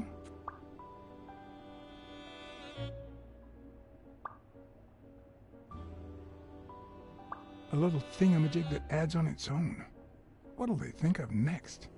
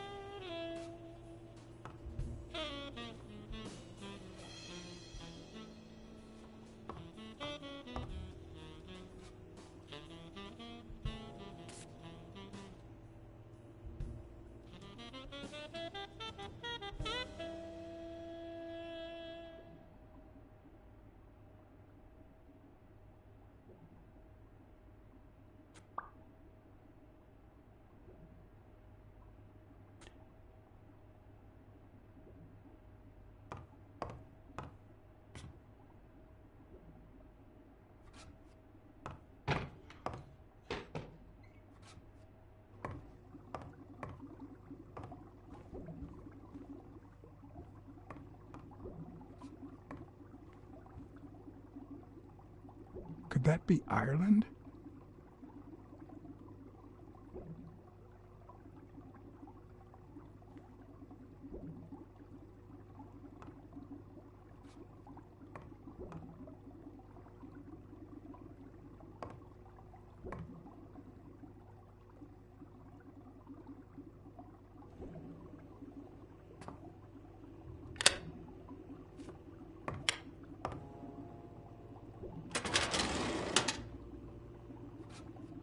The painting concealed file after file of celebrity reports with all sorts of shady information, ranging from S to Z.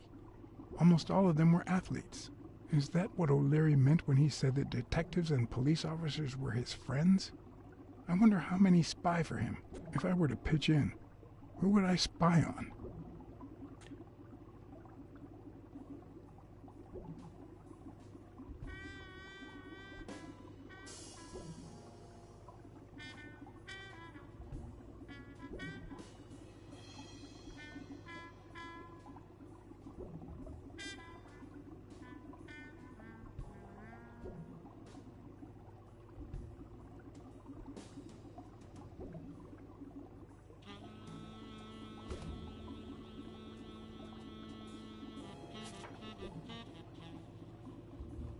Thorpe had been a rising football star before the war, which he came back from with honors and decorations.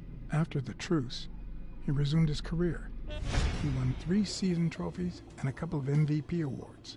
He retired after an accident that left him paralyzed from the waist down.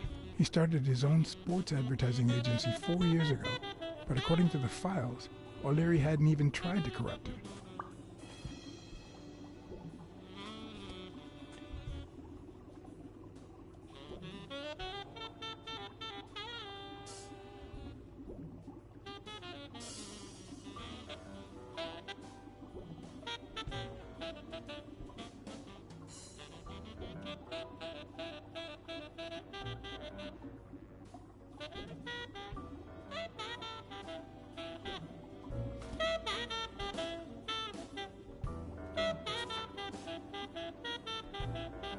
According to Stone's report, he was so clean, not to mention hard to corrupt, that O'Leary opted for a more subtle strategy.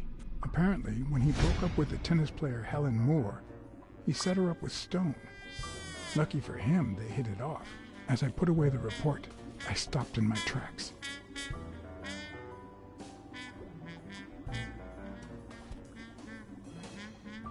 Did I really want to risk knowing what O'Leary had on my good friend, the incorruptible police commissioner?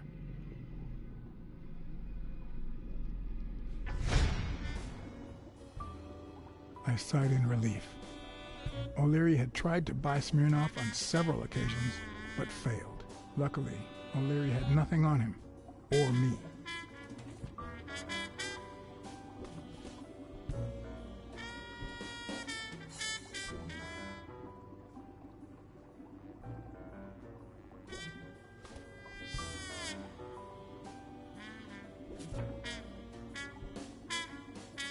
In Bobby Dale's folder, all I found was a log of his incredible stats as an aspiring champion.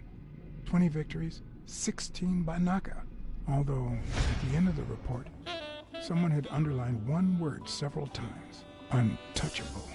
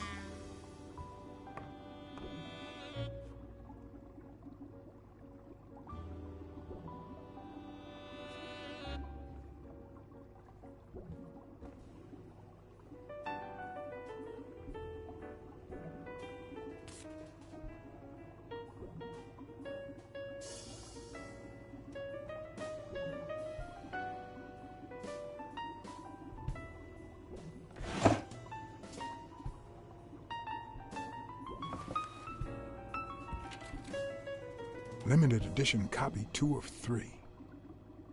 We listen, if you call it listening, to the sentimental romance. Your eyes act like the moon.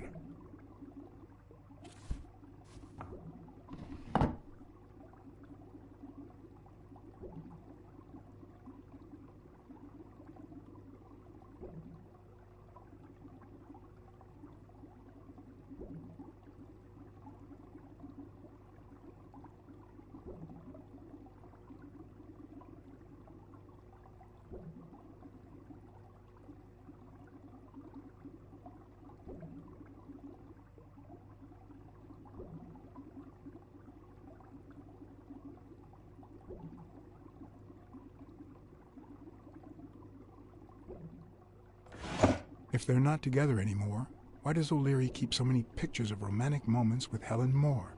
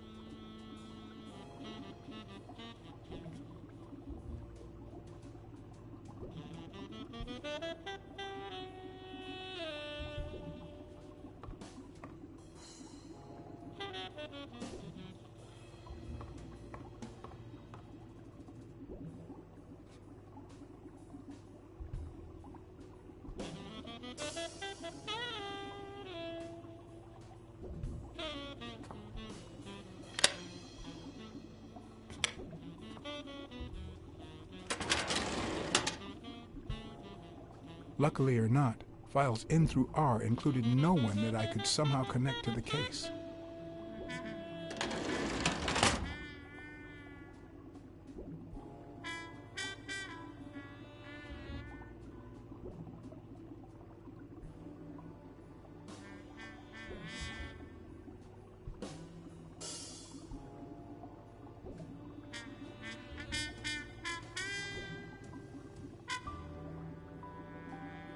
I'd say that's Ireland too.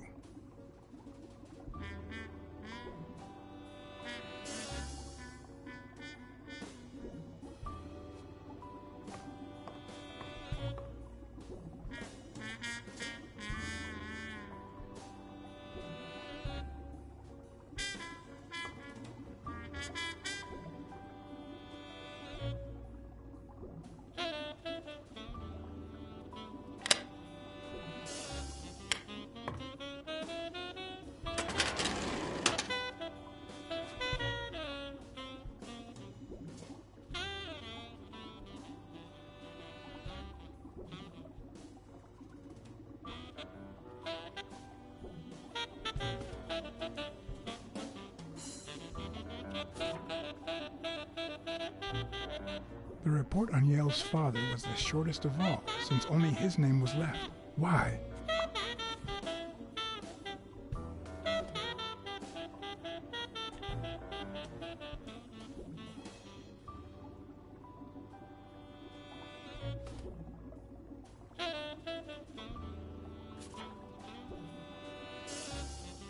Cassidy's report was possibly the longest among all of O'Leary's files.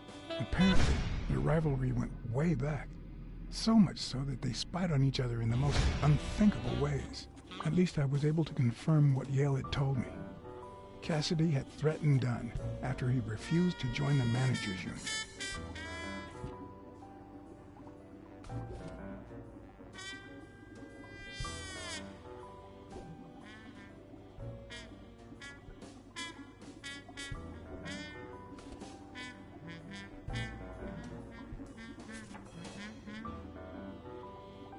Dunn's integrity was legendary, even in O'Leary's shady reports, just like Yale had said. Dunn had kicked one of O'Leary's men out of the gym when he found him snooping around.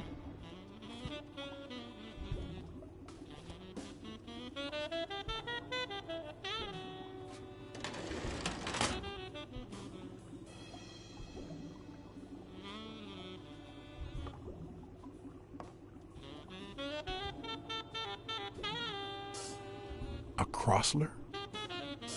The good news is, I don't need lockpicks to open it. The bad news, I didn't bring explosives.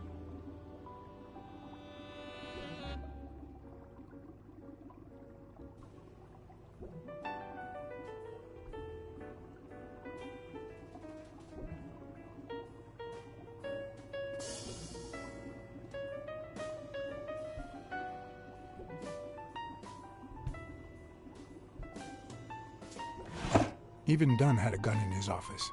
O'Leary couldn't possibly be the exception.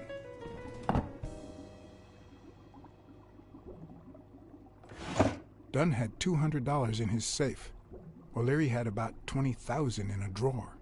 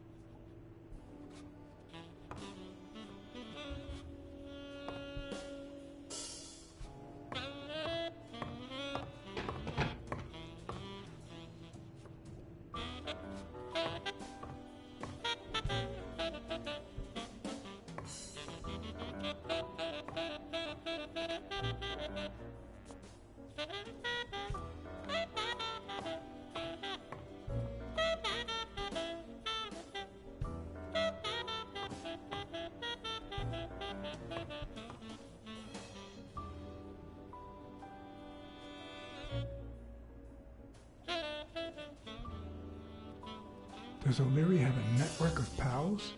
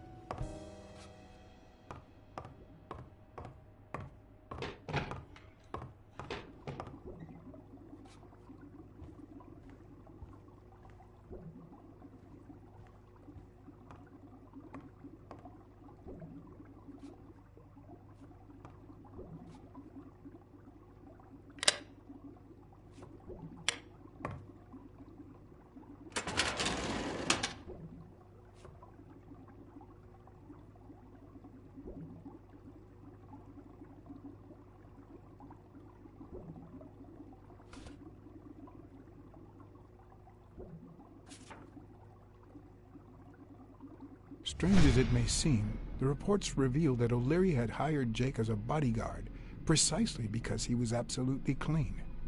Apparently, he liked to surround himself with honest people when he mingled with the high society.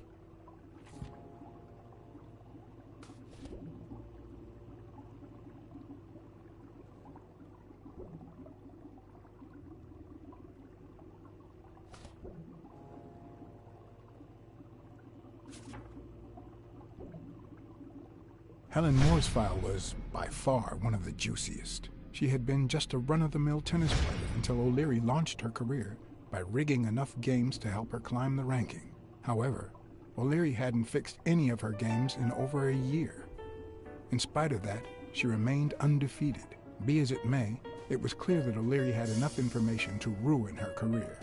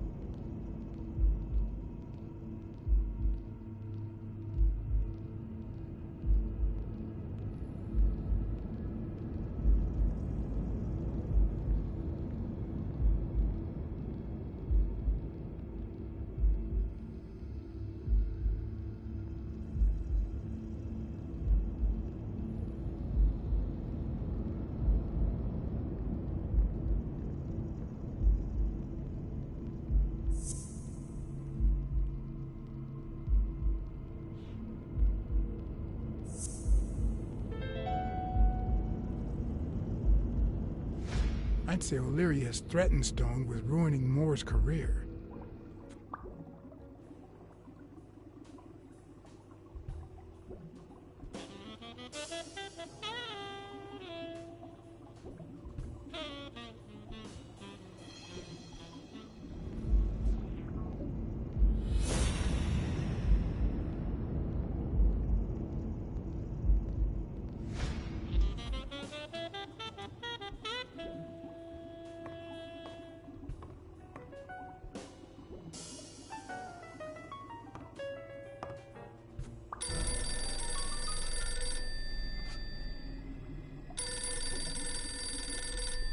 Jake.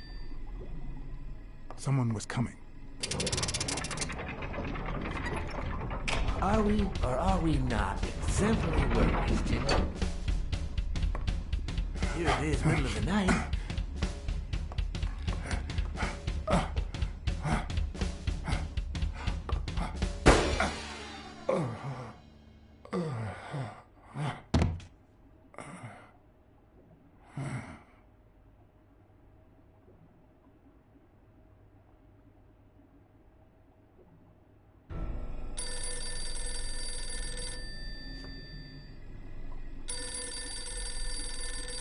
Jake, Someone was coming. Are we or are we not exemplary workers, Jimmy?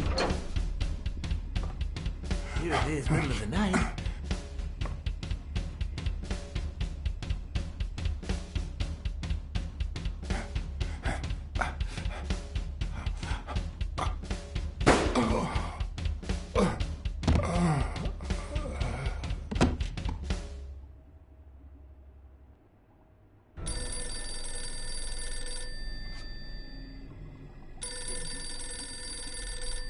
Jake. Someone was coming. Are we or are we not exemplary workers, Jimmy? Here it is, middle of the night.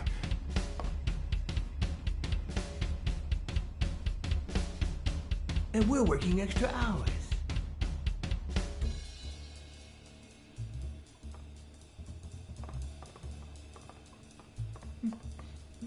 Hey, Jimmy, what do you think about that? I think he's scared stiff, Desmond. Why's that, Jimmy? We're giving you the red carpet treatment. We even let you in the boss's office. You're one lucky fellow. You can't say I don't treat you well, Jimmy.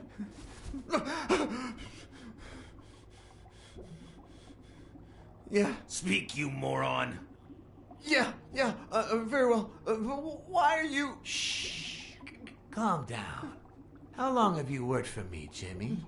3 months. 3 months. Oh, yeah. I hired you right after your cousin Martin died. I need your opinion. How would you punish someone for ruining an innocent man's life with a hit and run, Jimmy? I don't know. And tell me, what about you, Wilson? What would you do? Please. I didn't do anything. I swear.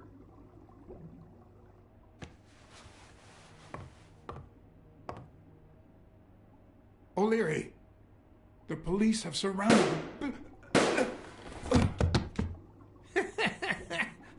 You don't need to worry about that.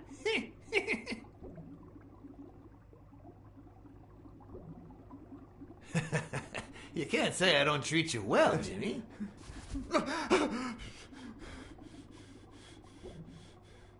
Yeah. Speak, you moron. Yeah, very well. Why are you... Shh. Calm down. How long have you worked for me, Jimmy? 3 months. 3 months. Oh, yeah. I hired you right after your cousin Martin died. I need your opinion. How would you punish someone for ruining an innocent man's life with a hit and run, Jimmy? I don't know. And tell me, what about you, Wilson? What would you do? Please. I didn't do anything. I swear. He was a good guy. Of course, you already knew that. You knew him better than me, right? He was my cousin. That's why I hired you, Jimmy. You see, Martin was a dear friend. And his widow said you were a nice kid. That you do a good job and you needed the money. And I have a soft spot for those in need. Please. But, you know what? I talked to her just yesterday. She told us you did some naughty things to her with that gun, Jimmy. No. That's no way to treat a widow, is it? She's lying. Why would I do that? What about the kid? Are you so sure you know how long a kid can hold his breath? With his little head inside a toilet bowl? Son of a bitch. I didn't want to. It was his idea.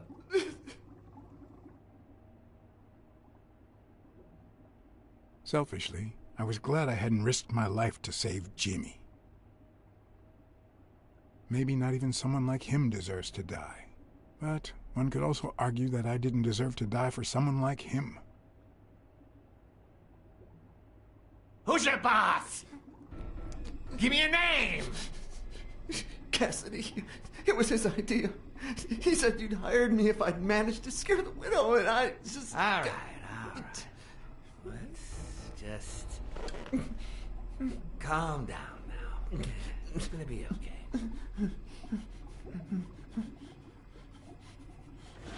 There are two sacred principles that rule my life. The first principle is the love for my family. I do anything to protect them. The second principle,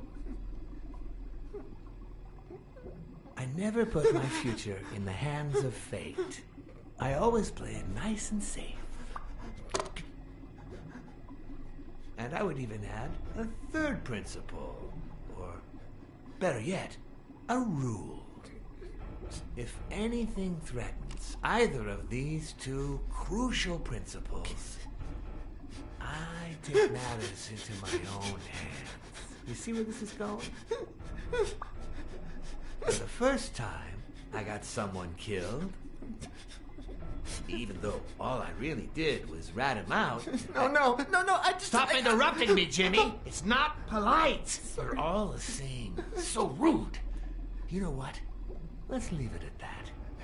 You're going to give a message to that disgusting walrus Cassidy, aren't you? Yeah, sure. Whatever you say. Sure. Good boy.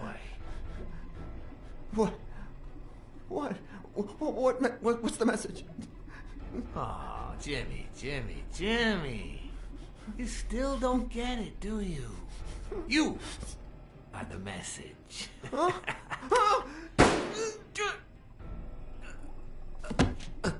Come on. Wrap him up.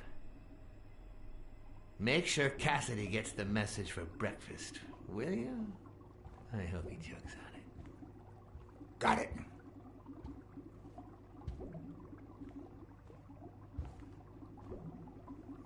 Where are you hiding, little fishy? Once again, you didn't get to hear the end of my story.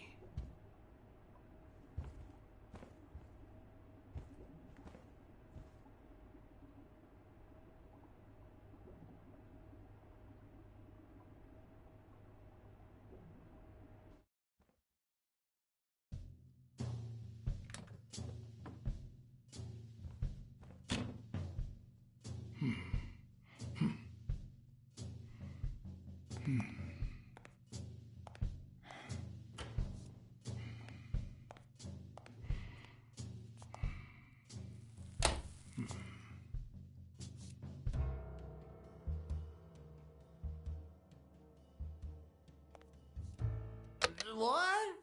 Just where do you think you're going, putty Cass?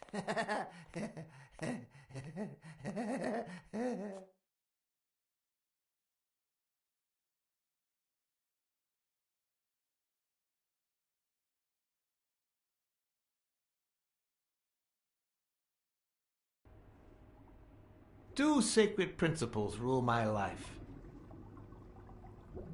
The first is the love I feel for my family.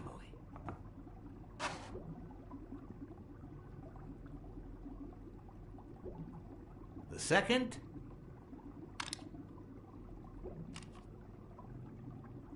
never leave destiny in the hands of fate.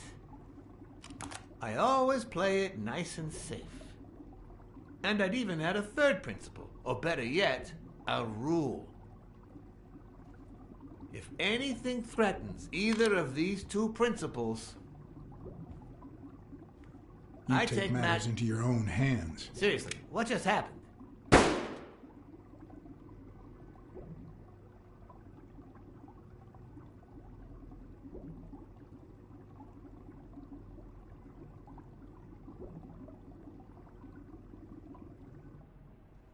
Two sacred principles rule my life. The first is the love I feel for my family.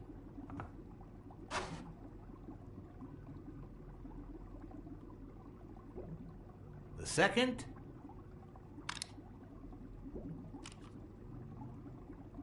never leave destiny in the hands of fate. I always play it nice and safe. And I'd even add a third principle, or better yet, a rule.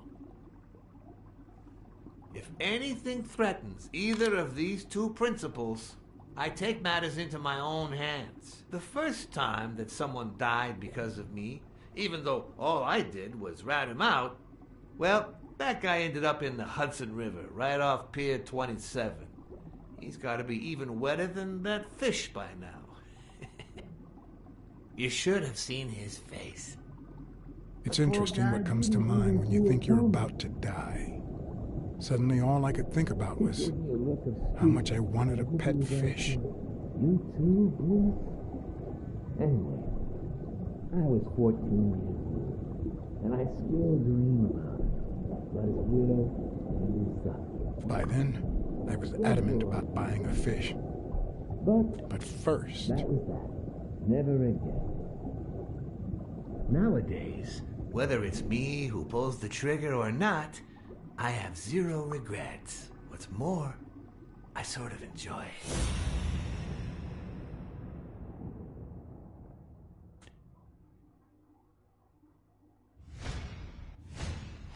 The guy never hesitates to pull the trigger. Even if I hadn't seen what he did to Jimmy, I'd know he's not bluffing.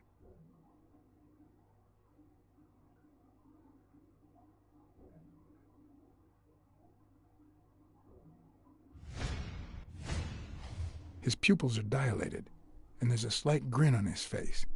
The bastard is enjoying himself.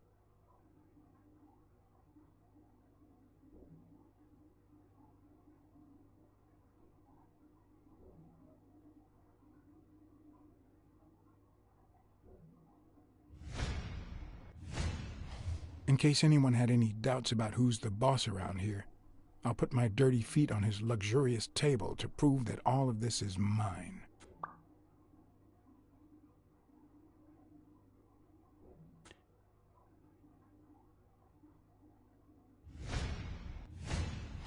When a mob boss declares his love of family, it can only mean that A, he won't hesitate to ruin yours, and B, he's cheating on his wife.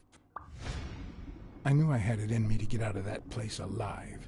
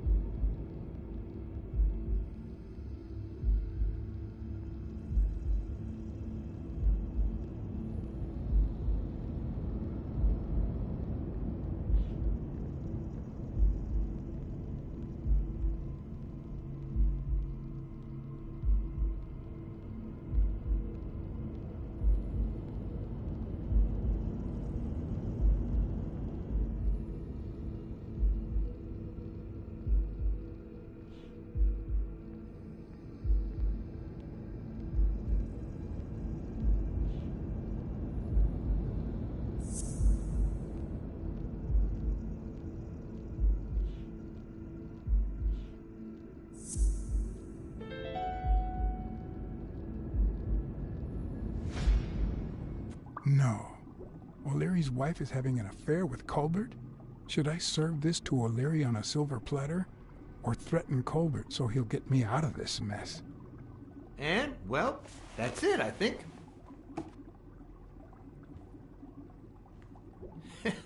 You know, Blacksad, I never made it this far.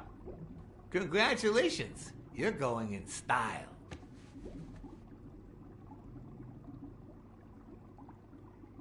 I didn't want to interrupt you because I respect you and your word.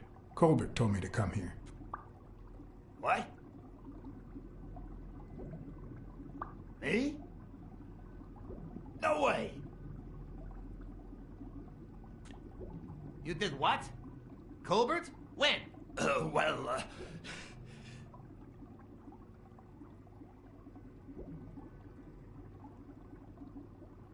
Yeah, remember? At that bar on 33rd and Main Street. Don't you remember that cocky drunk guy? No.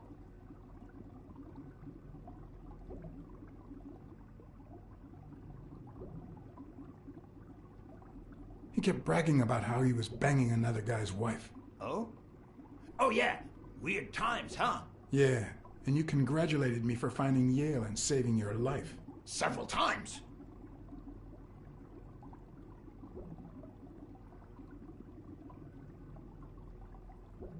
Then you assured me that O'Leary would thank me. Well, I didn't put it that way, but yeah. And then you told me to come here to ask the boss himself. Yeah. I think you deserve it. Right, Desmond? Oh, Blacksad, Blacksad, Blacksad. Thank you. And sorry for jumping to conclusions. First, you get a random beating from my men. And here we are. When you shared what you'd found in Yale's apartment, well, it made me sort of want to trust you. But as you well know, you can't trust anyone in this world. Take it. It's only fair.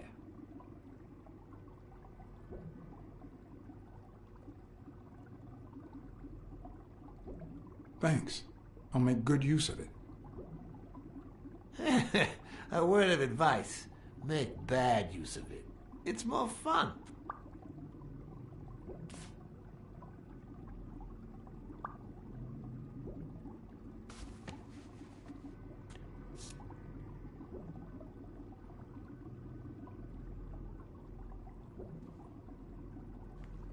Oh, Blacksad. Aren't these odd hours to pay me a visit? Your message was important, but certainly not urgent. It could have waited until tomorrow, don't you think?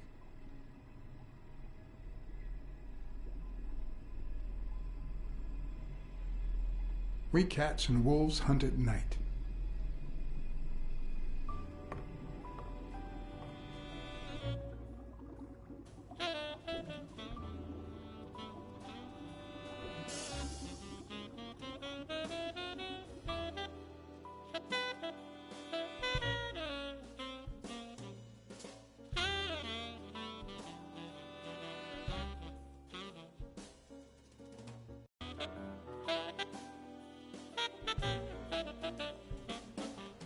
I wish I was a noir fiction writer.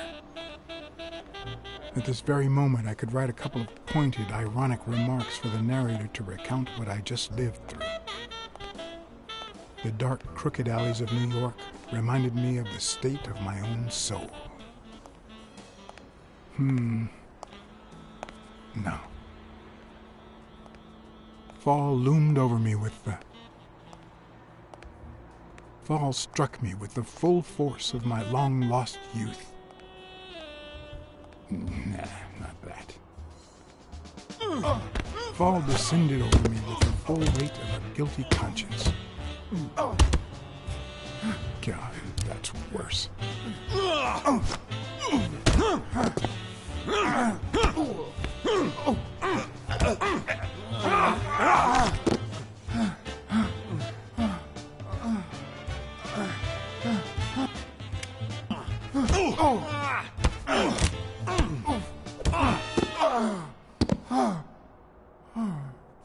What were you thinking?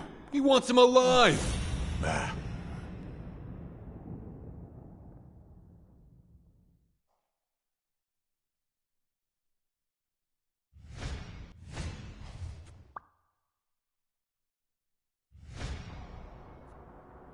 I felt fall seep through my bones like the pain of a good beating.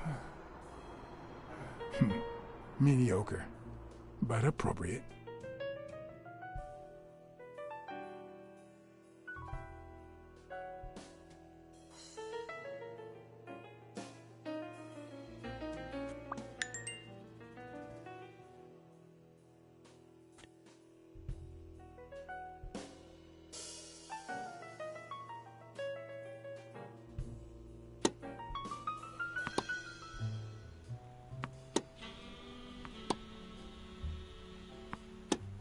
Against all odds, next morning I got up bright-eyed and bushy-tailed.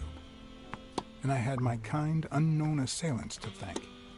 The beating had taken its toll, but for the first time in months, I had slept like a baby.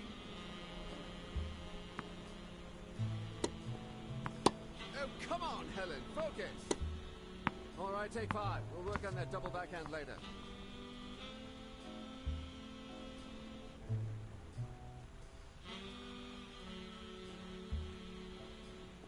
Well, Mr. Blackmore, what can I do for the FBI?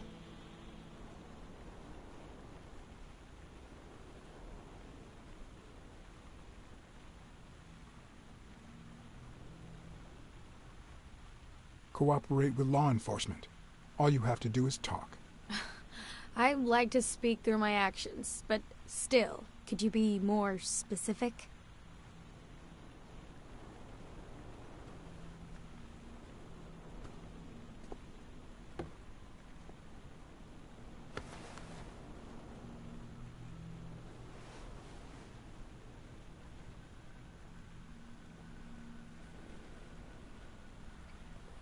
Maybe if we could speak in private?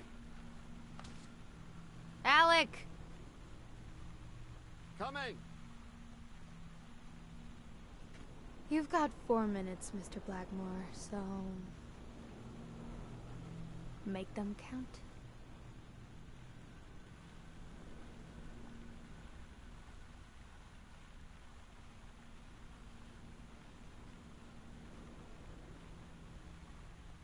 They say you're currently involved with Al Stone, the boxer. Is that correct? Wow. The FBI sure knows what it's doing. So, out of the 100 million Americans who know about that, who did you extort to get such highly confidential information? Don't beat around the bush. We know why you're with him. Oh, so you like his biceps too? Desmond O'Leary asked you to seduce Stone. Why? What? No, I met Al by chance at a party. A party hosted by Desmond O'Leary. No, that can't be. No one is that shrewd. Not even him. Damn, I hate that bastard.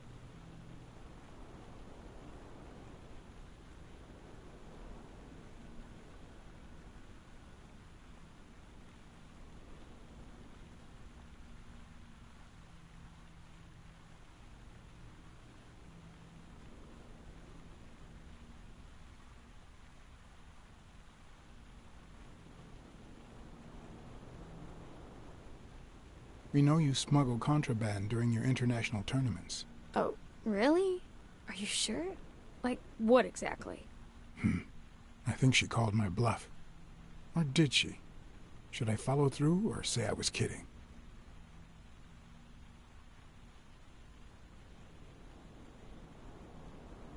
I'm convinced you're part of a dangerous international network that smuggles champies. For a moment there, I thought you were serious. Glad to see the FBI has a sense of humor. You've got my full attention now.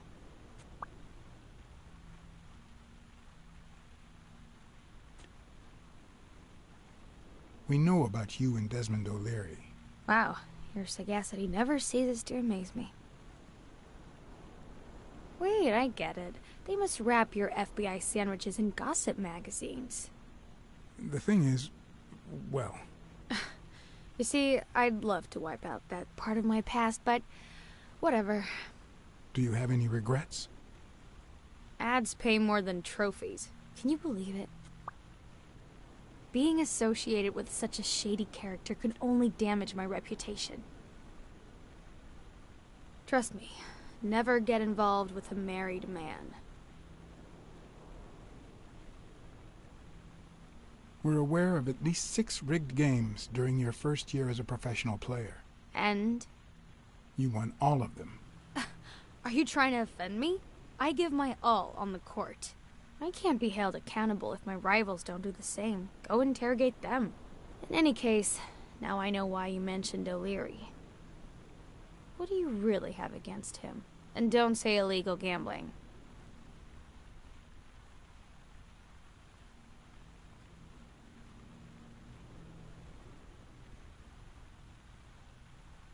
I'm sorry, but I can't reveal that information. Okay, let me guess. Smuggling champies. I'm serious, Miss Moore. America can't afford to let any... And America's sweetheart can't afford it either. Help us out. Talk to us. And why should I, Mr. Blackmore? What do I stand to gain or lose?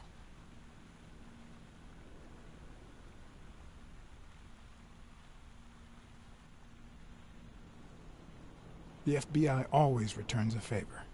Oh yeah? Are they gonna rig my games?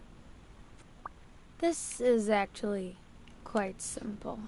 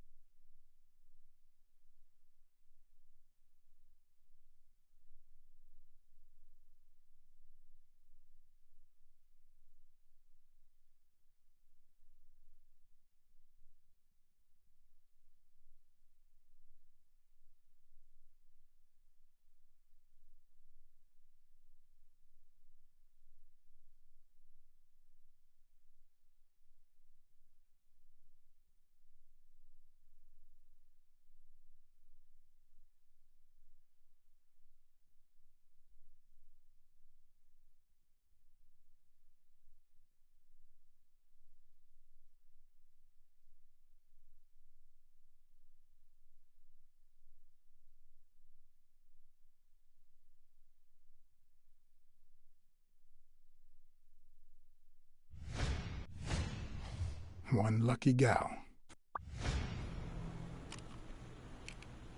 You have a light, sir?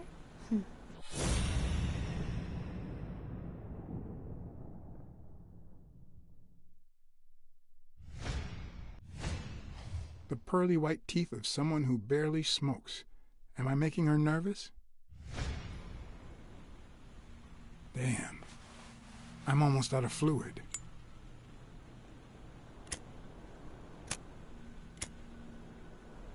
Wanna know my trick? Go down to start, then up with it, and then down again.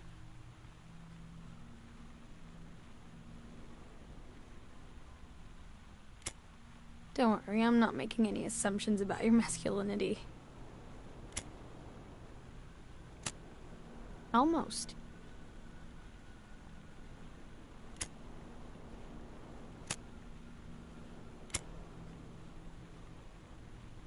Thanks.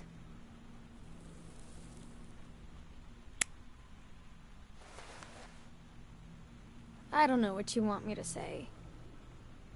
You're trying to frame O'Leary, perhaps rightfully so, but I think you're barking up the wrong tree. Believe me, if I had the slightest... Come on, Helen. Time to work on your backhand. Let's go. Do you smoke? Nice meeting you, Mr. Blackmore.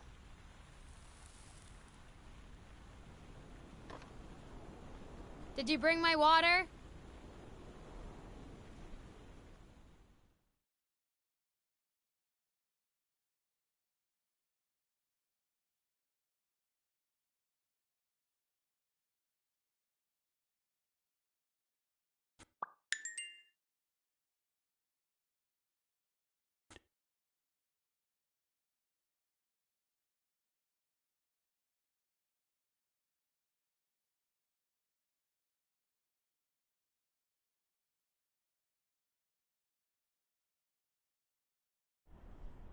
America's sweetheart gave you her cigarette?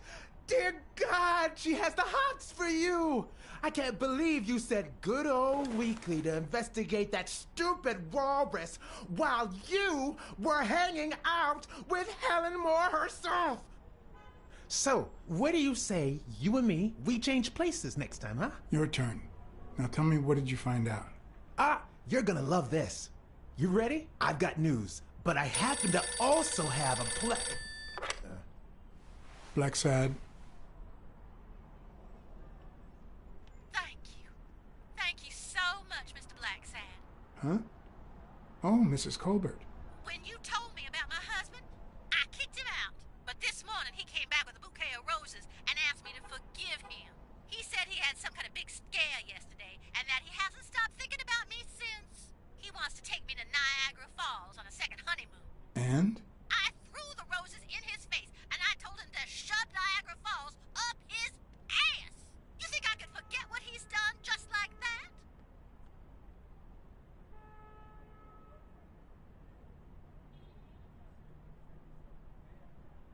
I don't want to get into anybody's business here, but what if your husband really is sorry? Are you telling me to give him a second chance? Is that what you're saying? Oh, yeah.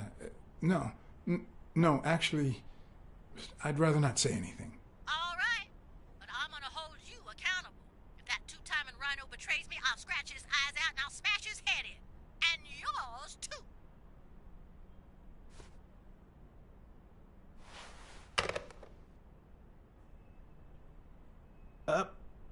But what just happened? Is there anything you didn't tell me? Maybe. But now it's your turn. Tell me about Cassidy.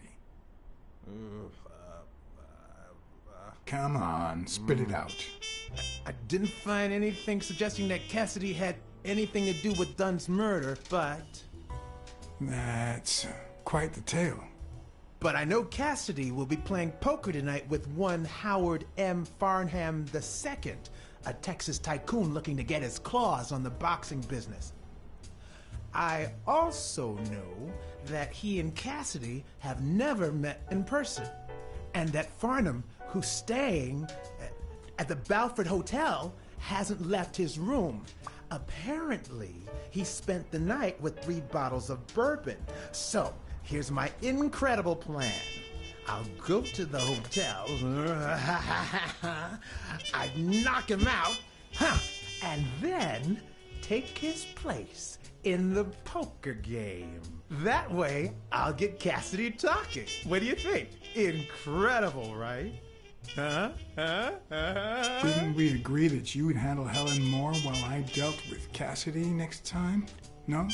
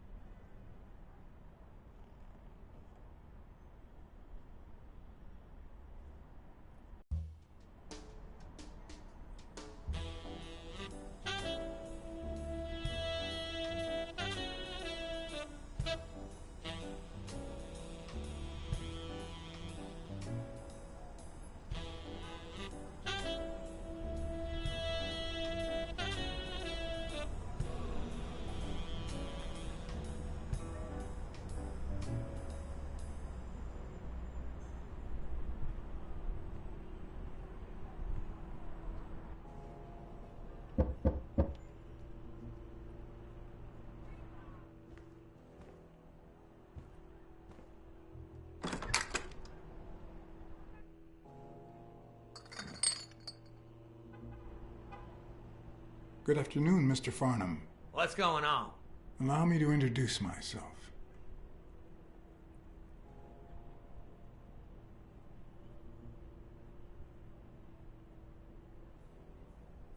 Allow what now? Move on, you drunk.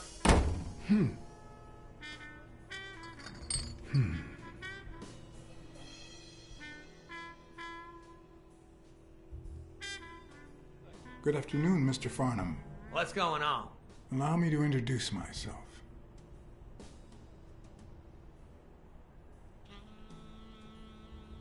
Room service.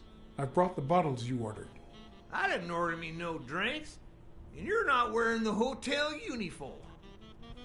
Move on, you drunk.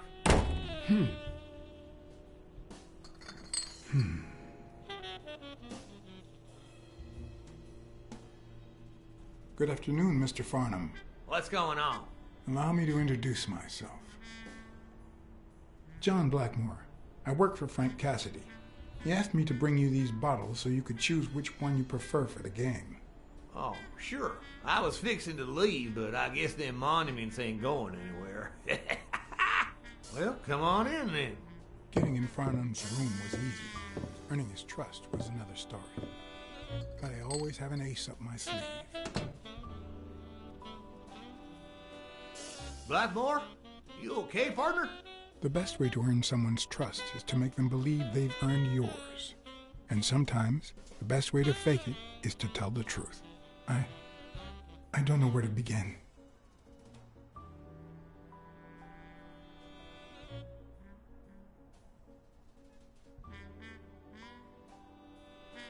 The world is falling to pieces, and so am I.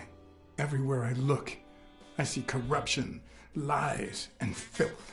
New York is nothing but a landfill. You Yankees can't get worked up. Down in Texas, we got them damn Catholics from Mexico. But sure as hell, there's a way to deal with it all. One of the tricks of this trade is to be wary of the biases we all have. They cloud our judgment and blur the person in front of us, painting them with the shades of our preconceived notions of who they should be. But every once in a while, you run into someone so locked in personality that they can only be regarded as a stereotype. Farnham was a disgrace, not only to himself, but to Texas and the entire human race. To think I had to impersonate him. I wish I was like you. You seem so content, so free of burdens. Stop right there, partner. You think this old dog don't have ticks? Let me tell you something about my first wife. Woo-wee! Once I had gained Farnham's trust,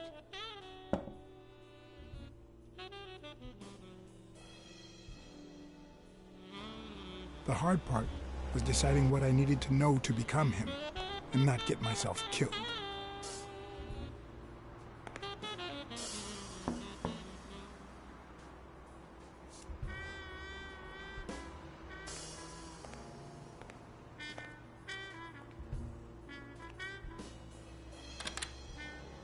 What can I do for you, sir?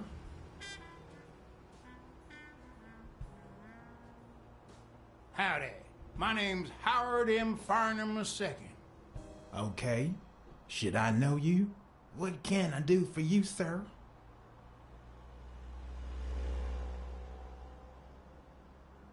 I'm here to play me some poker. You got the wrong place, sir. Did you miss the barbershop sign above the door?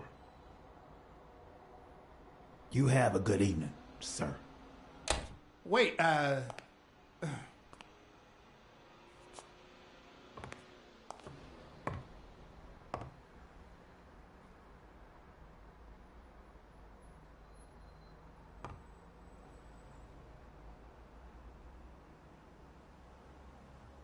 The hard part was deciding what I needed to know to become him,